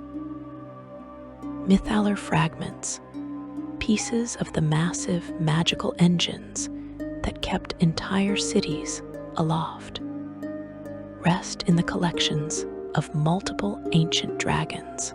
Based on what we know of Netherese magic, these fragments pulse with residual power. Their magic so potent that proximity alone could grant enhanced magical abilities to spellcasters. The staffs and wands created by Netherese archmages represent another category of treasure that dragons prize highly. These items contain spells of such complexity and power that attempting to cast them without proper understanding risks tearing holes in reality. Dragons, with their innate magical comprehension and centuries to study such artifacts, can utilize these items safely where mortal wizards would fail catastrophically. This suggests that a staff allowing manipulation of probability itself might rest in the hoard of an ancient dragon somewhere in Faerun. A wand capable of temporarily halting time within a localized area could serve as a prized possession of a worm who values control over temporal forces. Artifacts from Myth-Drannor, that legendary elven city whose ruins still harbor incredible dangers and treasures, appear frequently in dragon hordes. The high magic practiced by the elves during Myth-Drannor's golden age produced items of breathtaking beauty and terrible power, swords that cut through magical barriers as easily as flesh, armor that adapts to counter whatever type of attack strikes it, cloaks woven with threads of pure magic that grant the wearer abilities normally reserved for the gods themselves. Dragons collected these treasures during Myth-Drannor's fall and have guarded them jealously ever since. The Regalia of Might, a collection of artifacts scattered throughout the realms, represents a particular obsession for many dragons. These items, including the gauntlets of ogre power, the cloak of the bat, the girdle of giant strength, and numerous others, grant their wielders abilities far beyond normal mortal limitations. Dragons seek these items not for personal use, but because possessing them demonstrates dominance and achievement. A complete set of the regalia represents a collection goal that might occupy a dragon for centuries, driving the worm to elaborate schemes and dangerous expeditions. Weapons of legend find homes in dragon hordes with remarkable frequency. Black Razor, that sentient greatsword of terrible power and darker purpose, has passed through multiple dragon hordes over the centuries. Dragons recognize the blade's intelligence and malevolent nature, treating it with caution even as they appreciate its deadly effectiveness. Whelm, the warhammer that can tunnel through stone and seeks to return to its dwarven creators, has been claimed by several dragons who appreciate the irony of keeping a weapon designed to slay their kind. Wave, the trident of fish command, rests in the hordes of aquatic or coastal dragons who value its power over sea creatures. Holy artifacts present interesting additions to dragon hordes, particularly those of metallic dragons aligned with good deities. Relics of saints, blessed weapons used by legendary paladins, sacred texts, containing the original teachings of various faiths. These items carry divine power that most creatures cannot safely handle. Dragons, being creatures of such immense magical power themselves, can interact with holy artifacts without the catastrophic consequences that might befall lesser beings. Based on their collecting patterns, a silver dragon in the Sunset Mountains might maintain a collection of holy symbols from dozens of faiths, preserving them as historical artifacts and objects of veneration. Conversely, chromatic dragons often collect unholy artifacts with equal enthusiasm. Cursed weapons that drain the life force of their wielders, idols that grant dark powers at terrible prices, grimoires containing instructions for summoning demons and devils. These items appeal to the evil nature of chromatic dragons. Some worms go further, actively seeking out artifacts of legendary evil. The hand of Vecna, the eye of Vecna, fragments of the wand of Orcus, possessing such items grant status among evil dragons, even if the items themselves prove too dangerous for regular use. The knowledge contained within dragon hoards often exceeds the value of all physical treasures combined. Dragons understand that information represents the most enduring form of wealth. Gold can be spent, magic items can be destroyed or lost, but knowledge, properly preserved, endures forever. The libraries within ancient dragon Lairs contain texts that chronicle civilizations long vanished, magical theories that modern scholars have never conceived, historical accounts that contradict accepted wisdom, and secrets that powerful entities have worked to suppress.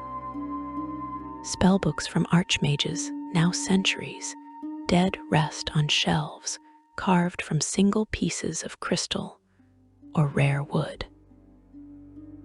These tomes contain spell formulas that have been lost to modern practice, techniques for manipulating magic that contemporary wizards consider impossible. Some spells recorded in these ancient spellbooks predate current magical theory entirely, operating on principles that contradict established laws of arcane practice. Dragons study these texts over decades or centuries, slowly unraveling their mysteries and adding to their own magical capabilities. Historical chronicles provide dragons with understanding of mortal civilizations that living scholars can only imagine. Dragons who lived through historical events sometimes collect multiple accounts of the same incidents, comparing versions to determine truth from propaganda. A green dragon in the Forest of Worms could possess a complete set of chronicles from the Crown Wars, that series of devastating conflicts that shaped early elven history in Faerun. Such a dragon might have spent centuries comparing these accounts with its own memories of the period, creating annotations that clarify misconceptions and reveal hidden truths. Maps and navigational charts represent another form of knowledge that dragons prize. Ancient maps showing trade routes long abandoned, charts depicting coastlines before geological events reshaped them, diagrams of planar connections that have since shifted or closed. These items provide understanding of the world across time. Some dragons specialize in collecting such materials, becoming unparalleled experts on historical geography. Adventurers seeking knowledge of lost locations sometimes negotiate with such dragons, offering tribute in exchange for copies of ancient maps. Prophecies and predictions recorded by oracles and seers throughout history fill entire sections of some dragon libraries. Dragons understand that prophecy operates on principles that transcend simple fortune-telling.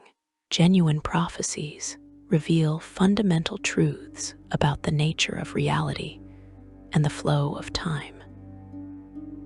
By collecting and studying prophecies from multiple sources and time periods, dragons can identify patterns and principles that govern fate itself.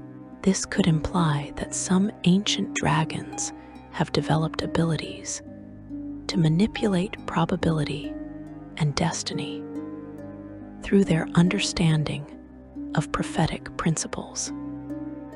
Genealogies and lineage records provide dragons with leverage and understanding of mortal politics. A dragon who possesses complete records of a noble family's ancestry for dozens of generations can identify bastard lines, reveal hidden marriages, expose fraudulent claims to titles and lands. This information becomes currency in political negotiations, tools for manipulation, or simply insurance against future threats from mortal powers. Several ancient dragons maintain such extensive genealogical records that they could rewrite the noble lineages of entire kingdoms if they chose to reveal what they know.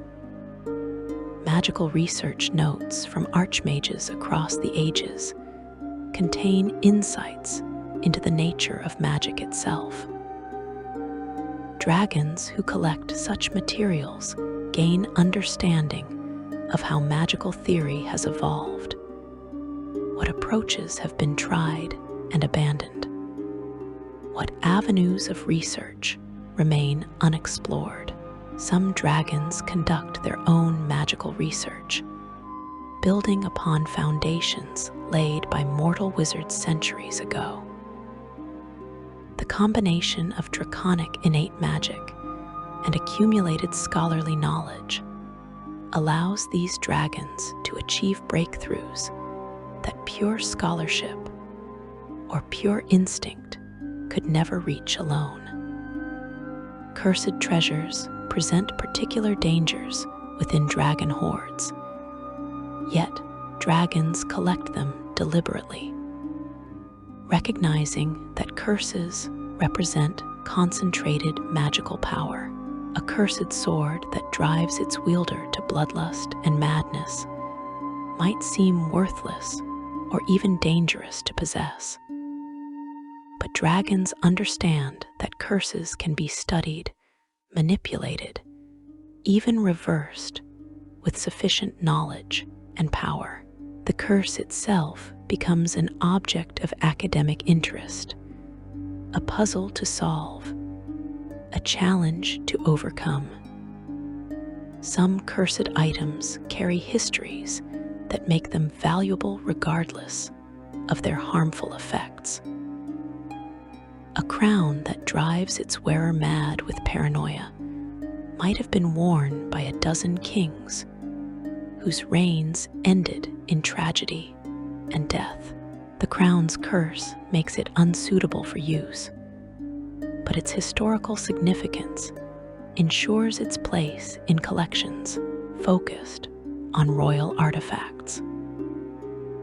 Dragons who specialize in collecting items associated with specific dynasties or historical periods seek out such pieces despite the dangers they represent. The most powerful curses sometimes take on lives of their own, developing quasi-sentience through centuries of causing suffering and feeding on negative emotions. These curse entities can communicate with beings of sufficient power, bargaining and negotiating like any intelligent creature. Dragons interact with such curse entities, studying them as one might study any rare and dangerous specimen. Based on documented encounters, some dragons have been known to broker deals between curse entities and mortal adventurers desperate enough to accept cursed items in exchange for power. Artifacts deliberately created to spread corruption and evil appeal strongly to chromatic dragons, who view such items as tools for advancing their own agendas. A ring that slowly transforms its wearer into a creature of pure evil. A cloak that feeds on the life force of nearby innocence.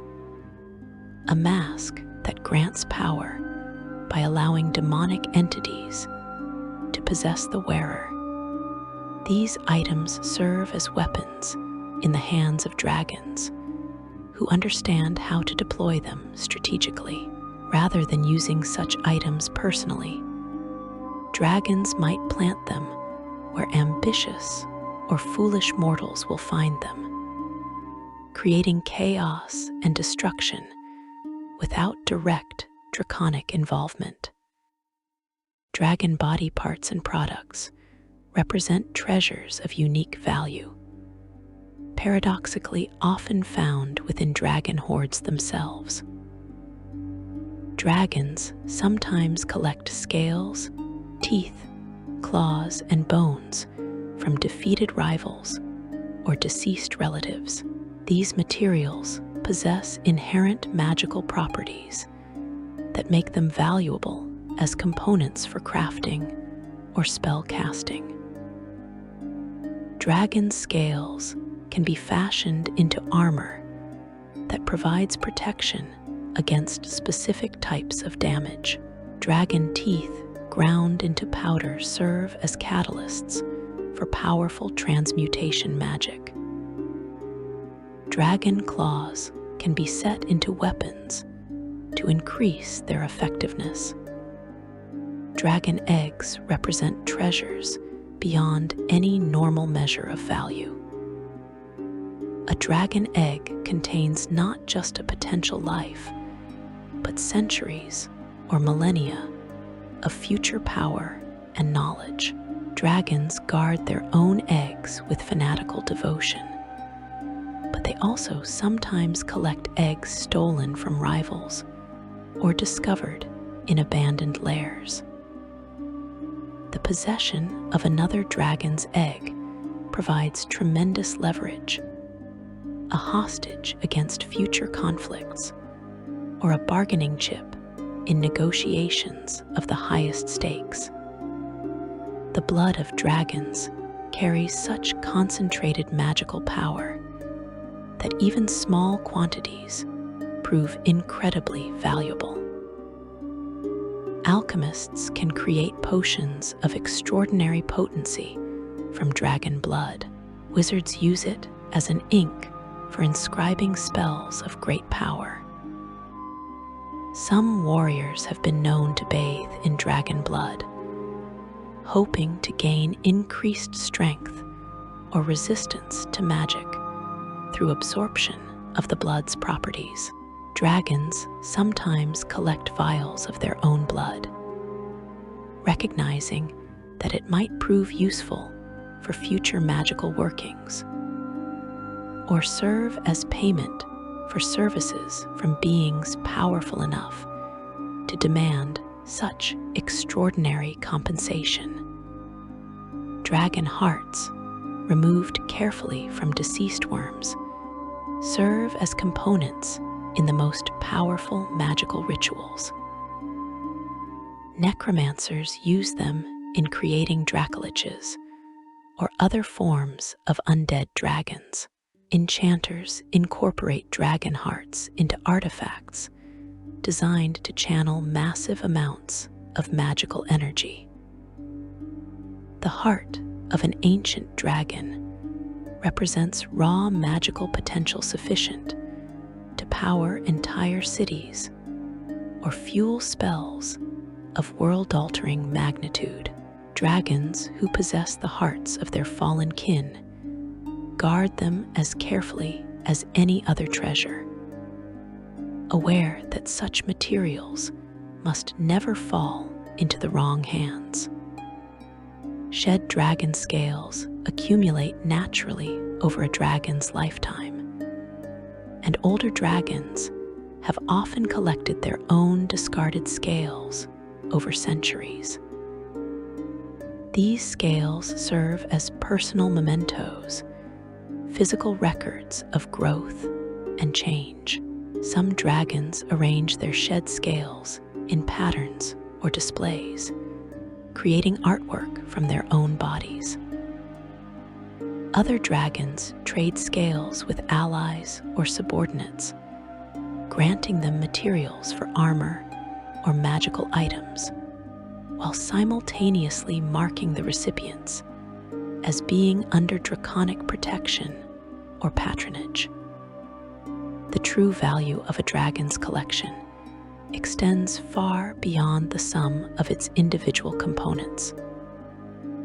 Each item connects to others, creating a web of relationships and meanings that only the dragon fully comprehends. A sword taken from a fallen knight connects to the knight's family history recorded in genealogical documents, which connects to maps showing the knight's ancestral lands, which connects to treaties and political correspondence involving those lands. The dragon sees these connections, understands how each piece of its hoard relates to others, and uses this integrated knowledge to achieve goals that pure treasure or pure information alone could never accomplish. Dragons view their hoards as extensions of their own memories and identities. Each item triggers recollections of when and how it was acquired, the circumstances surrounding its addition to the collection, the people or events associated with it. A dragon can look at a simple goblet and recall the feast where it was used, the conversations overheard, the political intrigues observed, the taste of wine drunk centuries ago. The hoard becomes a three-dimensional, tactile memory palace, allowing the dragon to preserve and access experiences across vast spans of time. The organization and curation of a hoard occupies significant amounts of a dragon's time and attention. As new items are added, the dragon must determine where they fit within the existing collection, what items they should be placed near, how they contribute to the overall themes or patterns the dragon maintains. This curatorial work never ends, as the dragon continually reevaluates and reorganizes based on new understanding or changing priorities. Some dragons rearrange their entire hoards periodically, creating new configurations that reflect evolved perspectives on the collection's meaning and purpose. The security measures protecting treasures within dragon lairs often include magical safeguards specifically designed to preserve particular items. A scroll containing a spell of incalculable value might rest within a stasis field that prevents its deterioration. A sword whose magic requires regular use to remain potent might be placed in a chamber where magical constructs regularly wield it in combat exercises. A living artifact that requires feeding might be provided with a steady supply of appropriate sustenance through automated magical systems. Dragons sometimes create redundant copies of the most valuable information in their collections. Important texts might be transcribed multiple times, with copies stored in different locations within the lair, or even in separate secondary lairs maintained for backup purposes. Maps and diagrams get reproduced in multiple media: parchment, stone tablets, metal engravings, ensuring that the information survives even if some copies are damaged or destroyed. This redundancy reflects the dragon's understanding that knowledge preservation requires active effort and multiple layers of protection. The aesthetic arrangement of treasures matters to dragons in ways that purely practical concerns cannot explain. A dragon might spend weeks positioning items to create visually pleasing displays, arranging colors and shapes in patterns that satisfy draconic sensibilities. Some dragons create thematic groupings, dedicating entire chambers to treasures from particular historical periods or civilizations. Others prefer chaotic arrangements, where valuable items mix randomly with mundane ones, creating treasure hunts within the hoard itself, where rediscovering forgotten items provides entertainment and surprise. Section 5. Adventurers and Dragon Lairs: Glory, Doom, and Living Legends. The history of dragon lairs intertwines inseparably with the history of those who dared to challenge them. For every worm that has claimed a mountain or carved a domain from wilderness, dozens of adventuring companies have plotted its downfall. For every hoard accumulated over centuries, hundreds of treasure hunters have schemed to claim it. The vast majority of these attempts end in failure, in death, in cautionary tales told around tavern fires to warn others against similar folly. Yet the attempts continue, generation after generation, driven by greed, by desperation, by the simple human need to test oneself against the greatest challenges the world can offer. You hear the stories of successful dragon slayers, those rare heroes who entered a worm's lair and emerged victorious, laden with treasure and glory. These tales inspire new generations of adventurers to follow in those legendary footsteps. What you hear less often are the thousands of failures, the expeditions that vanished without trace, the skilled warriors reduced to ash and bone, the clever rogues caught in traps they never saw coming. For every dragon slain, 100 adventuring companies perish in the attempt.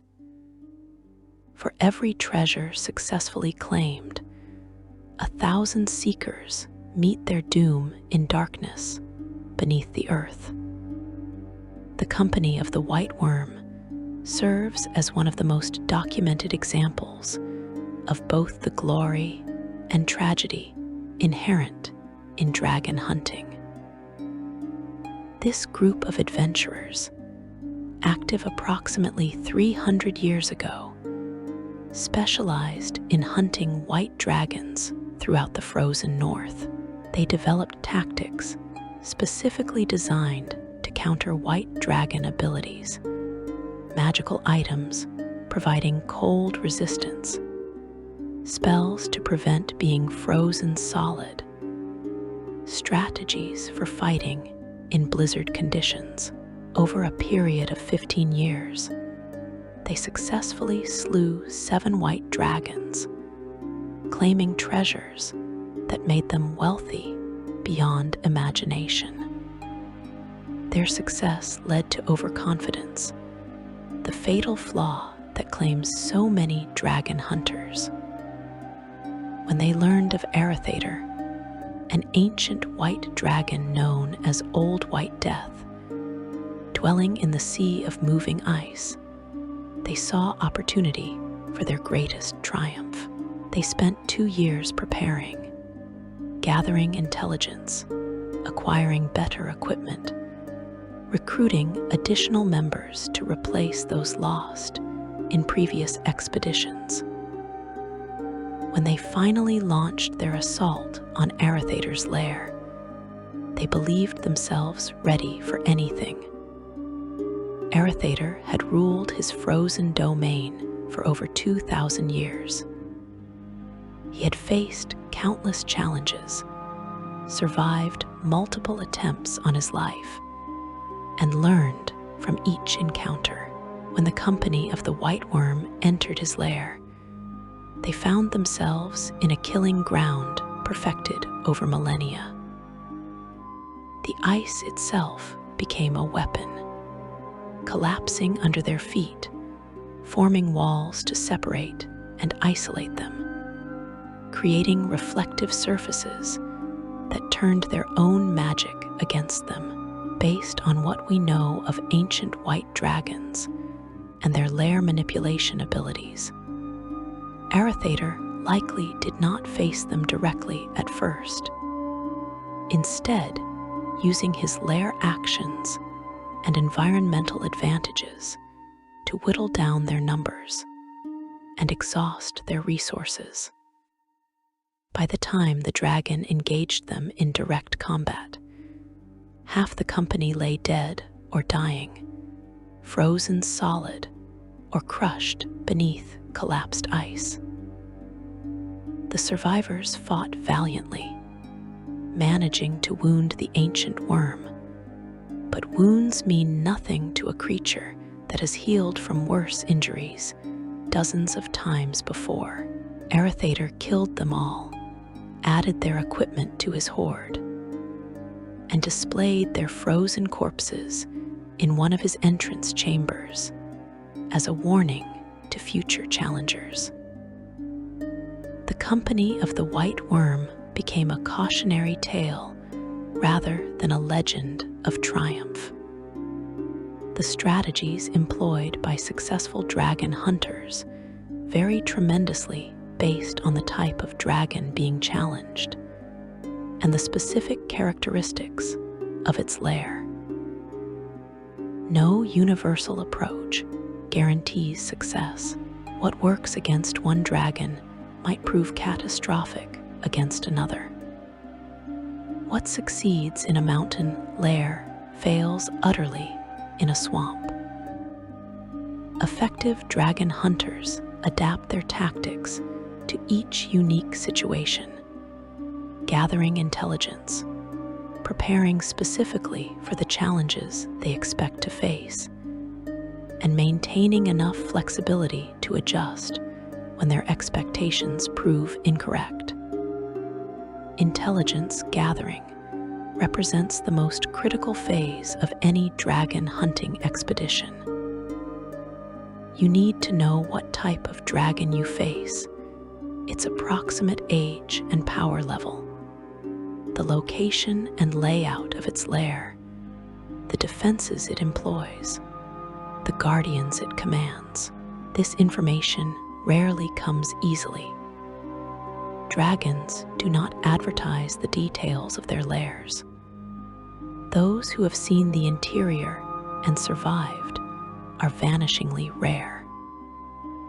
Much of what adventurers learn comes from indirect sources, observations of the dragon's behavior, analysis of its hunting patterns, consultation with sages and scholars who have studied dragons academically. Some adventurers employ divination magic to scout dragon lairs before entering them. Scrying spells can provide glimpses of the interior, revealing layout and hazards. Commune spells allow communication with divine entities who might answer questions about draconic defenses. Contact Other Plane enables consultation with extraplanar beings who possess knowledge of specific dragons and their domains. These magical approaches carry risks of their own.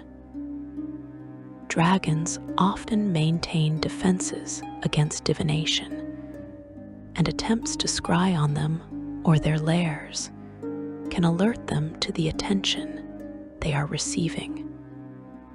The composition of an adventuring party matters enormously when planning a dragon lair expedition. You need warriors capable of withstanding draconic fury, spellcasters with magic suited to countering the dragon's abilities, scouts who can detect traps and navigate complex environments, healers to keep the party alive through multiple encounters. Balance proves crucial. Too many warriors and you lack magical versatility. Too many spellcasters and you cannot survive close combat.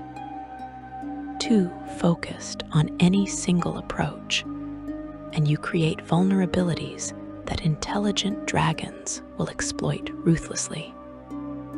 Equipment preparation separates successful expeditions from doomed ones.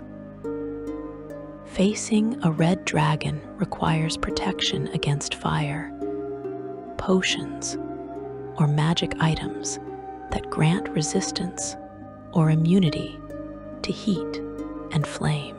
Confronting a black dragon necessitates defenses against acid. Challenging a blue dragon demands protection from lightning. Beyond elemental defenses, adventurers need answers to draconic fear auras, means of resisting the dominating presence that ancient dragons project, ways to maintain composure when every instinct screams for retreat. The approach to a dragon's lair demands careful consideration of timing and circumstances. Attacking when the dragon is absent provides obvious advantages, allowing the party to navigate defenses and potentially claim treasure without facing the worm directly. This approach requires precise intelligence about the dragon's movements and habits. Dragons do leave their lairs to hunt, to conduct business with other creatures, occasionally to participate in flights or gatherings with other dragons.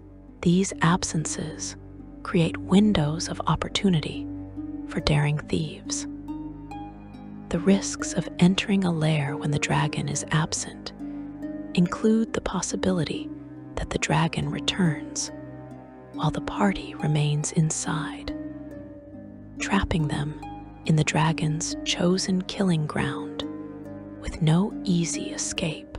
Dragons maintain awareness of their lairs even at distance through various magical means. A dragon hunting dozens of miles away might suddenly sense intruders in its domain and race back to defend its hoard. The flight speed of dragons, particularly older ones, can cover enormous distances in shockingly short time. What seemed like a safe window for exploration can slam shut with terrifying speed. Some adventurers prefer direct confrontation, challenging the dragon openly rather than attempting stealth or subterfuge. This approach has the advantage of clarity. You know where the dragon is and what you face. It also allows for negotiation possibilities that covert intrusion eliminates. Dragons, despite their predatory nature, can sometimes be bargained with. A dragon might accept payment to allow access to specific items in its hoard, or agree to release prisoners in exchange for valuable information, or even temporarily ally with adventurers against mutual enemies. Negotiation with dragons requires understanding of draconic psychology and priorities. Dragons value different things based on their alignment and individual personality. A gold dragon might be moved by appeals to justice or the greater good. A red dragon responds to demonstrations of strength and shows of treasure. A green dragon appreciates clever schemes and manipulation. Approaching negotiation without understanding what motivates the specific dragon you face nearly always ends in failure. And failed negotiations with dragons rarely end peacefully. The interior navigation of Dragon Lairs tests every skill an adventuring party possesses. The tunnels twist and turn, sometimes looping back on themselves, occasionally defying physical laws through magical alteration. Mapping becomes extremely difficult when passages change configuration, or when magical effects distort perception of distance and direction. Parties have been known to wander in circles for hours, convinced they were making progress toward the heart of the lair, when in fact they never left the outer chambers. Trap detection and disarming represents a specialized skill set that proves invaluable in dragon lairs. Dragons have centuries to perfect their defenses, to create traps of incredible sophistication and lethality. A pressure plate that seems obvious might be a decoy, drawing attention away from the real trigger located elsewhere. A corridor that appears safe might be a kill box, where multiple traps activate simultaneously. The magical traps pose particular challenges, as they often require specific magical knowledge to safely disarm or bypass. Combat within dragon lairs occurs on terms favorable to the dragon and disadvantageous to intruders. The dragon knows every inch of its domain, can use lair actions to devastating effect, and has arranged the environment to maximize its advantages. Ceiling height might prevent flying or limit aerial maneuverability. Narrow passages funnel attackers into kill zones. The footing might be unstable or treacherous, making it difficult to maintain balance during combat. Lighting conditions often favor the dragon, which can see in darkness, while adventurers struggle with limited vision. The dragon's breath weapon becomes even more deadly within the confines of a lair. In open air, targets can sometimes dodge or find cover.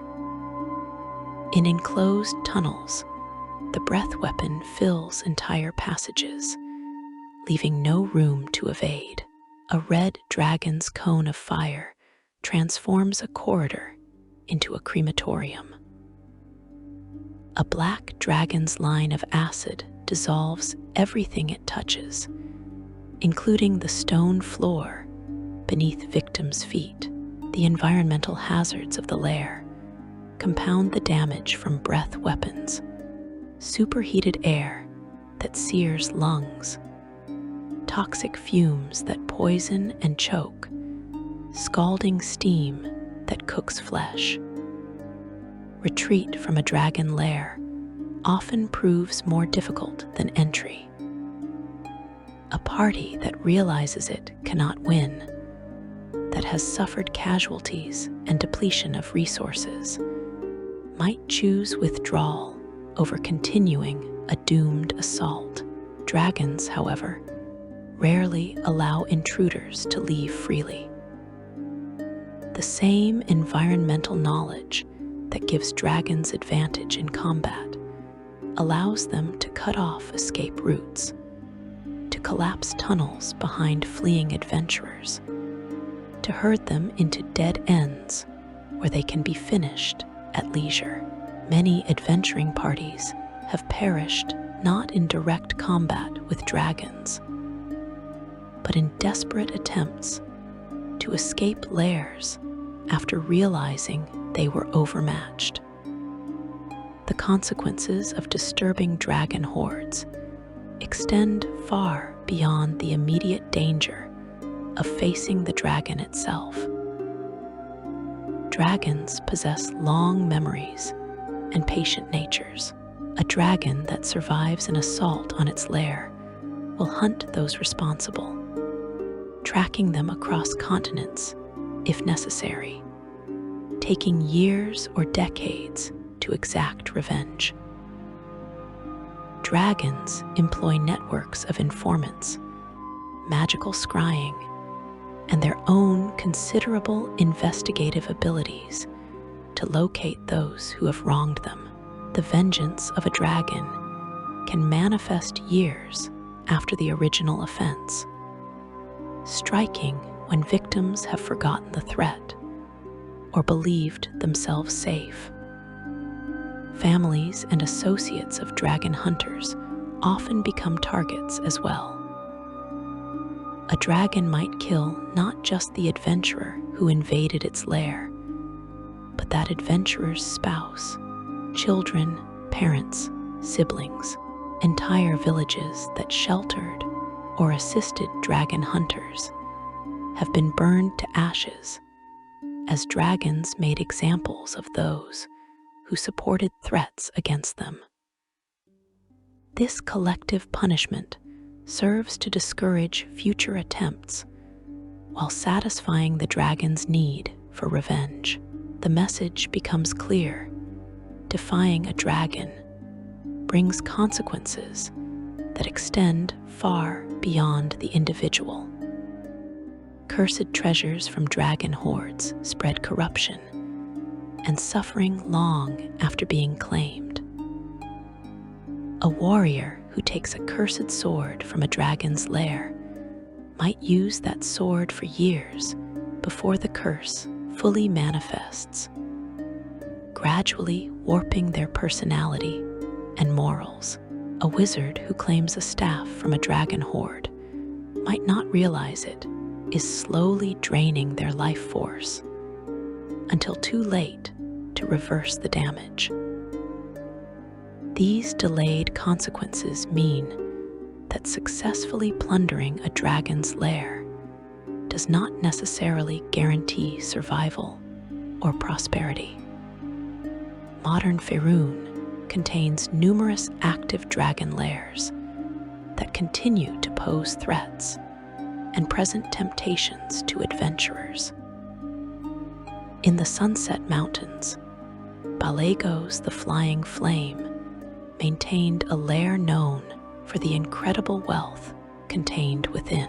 This ancient red dragon accumulated treasures from dozens of kingdoms over a lifespan exceeding 1,500 years.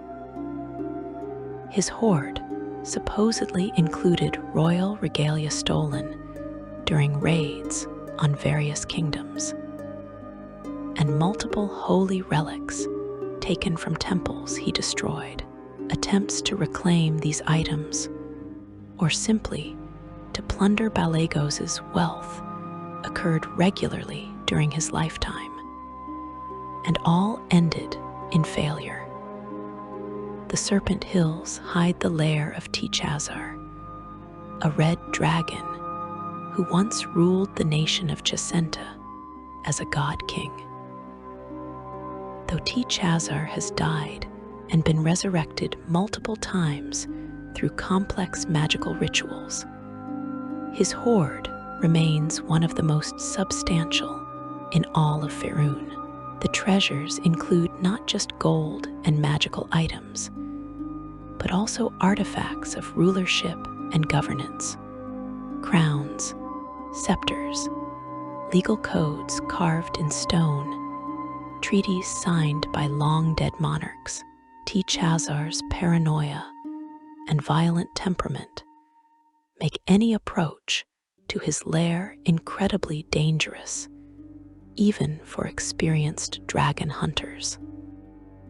In the depths of the Mere of Dead Men, the ancient black dragon Vorakamanthar dwells alongside his twin brother Werverender.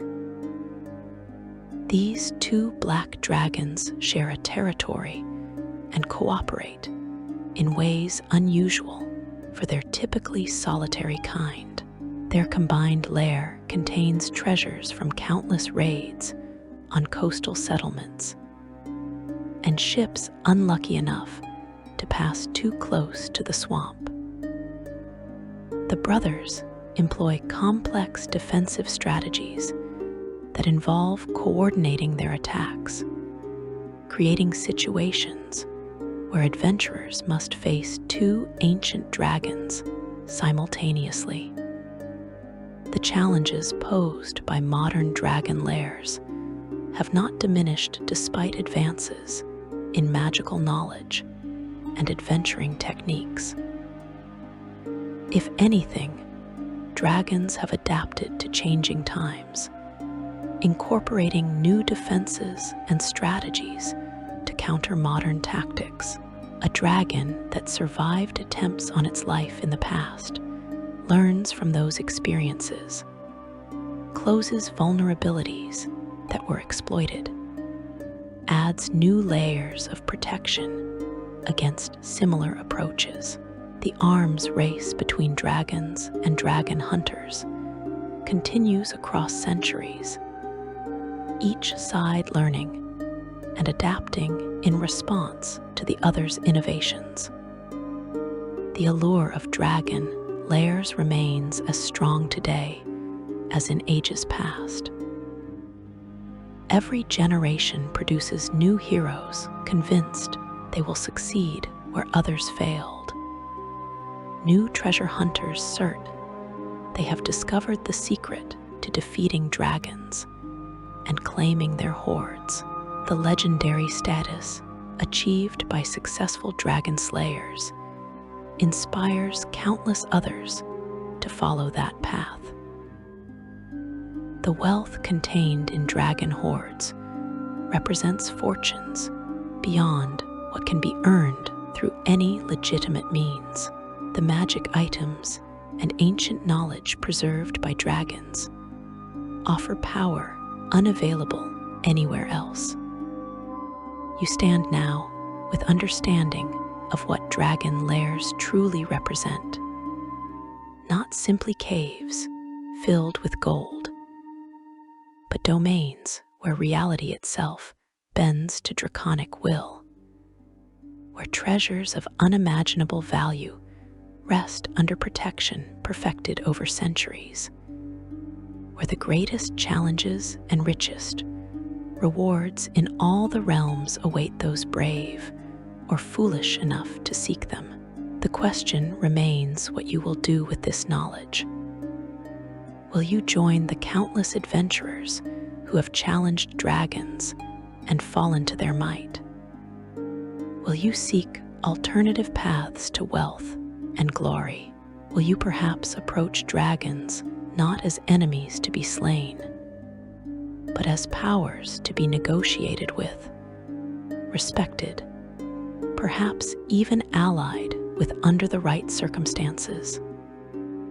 The whispers of untold treasures will continue echoing through taverns and adventuring halls, drawing new generations into the deadly game of challenging dragon lairs. The ancient worms will continue accumulating wealth and power, their hordes growing larger, their defenses more sophisticated, their legends more terrifying, and somewhere in darkness beneath mountains, or in the depths of fetid swamps, or on windswept peaks where the air grows too thin to breathe, a dragon stirs, sensing perhaps that someone, somewhere, is speaking of its hoard, plotting to claim its treasures, preparing to become the latest in a long line of challengers who thought they could succeed where so many others failed. The ancient dragon Lairs hold their secrets still, waiting in eternal patience for the next bold souls who dare to enter their depths. The treasures rest undisturbed, protected by beings who measure time in centuries and view mortal lifetimes as fleeting moments. The whispers continue, speaking of unimaginable riches, of artifacts of legendary power, of knowledge lost to the ages, of glory beyond measure for those who can claim them. And the dragons wait, secure in their domains, confident in their power, ready to add new bones to the collections that already litter their lairs, new treasures to hoards already beyond measure, new tales to the legends that surround their names. If you found this deep dive into the ancient lairs and untold treasures of dragons fascinating, please consider liking this video and subscribing to the channel. Your support allows me to continue exploring the rich lore of the realms, uncovering the secrets that lie hidden in shadow and flame, bringing you the stories that shape the world you love. Share this video with fellow adventurers and lore enthusiasts who hunger for knowledge of dragons and their magnificent, terrible domains.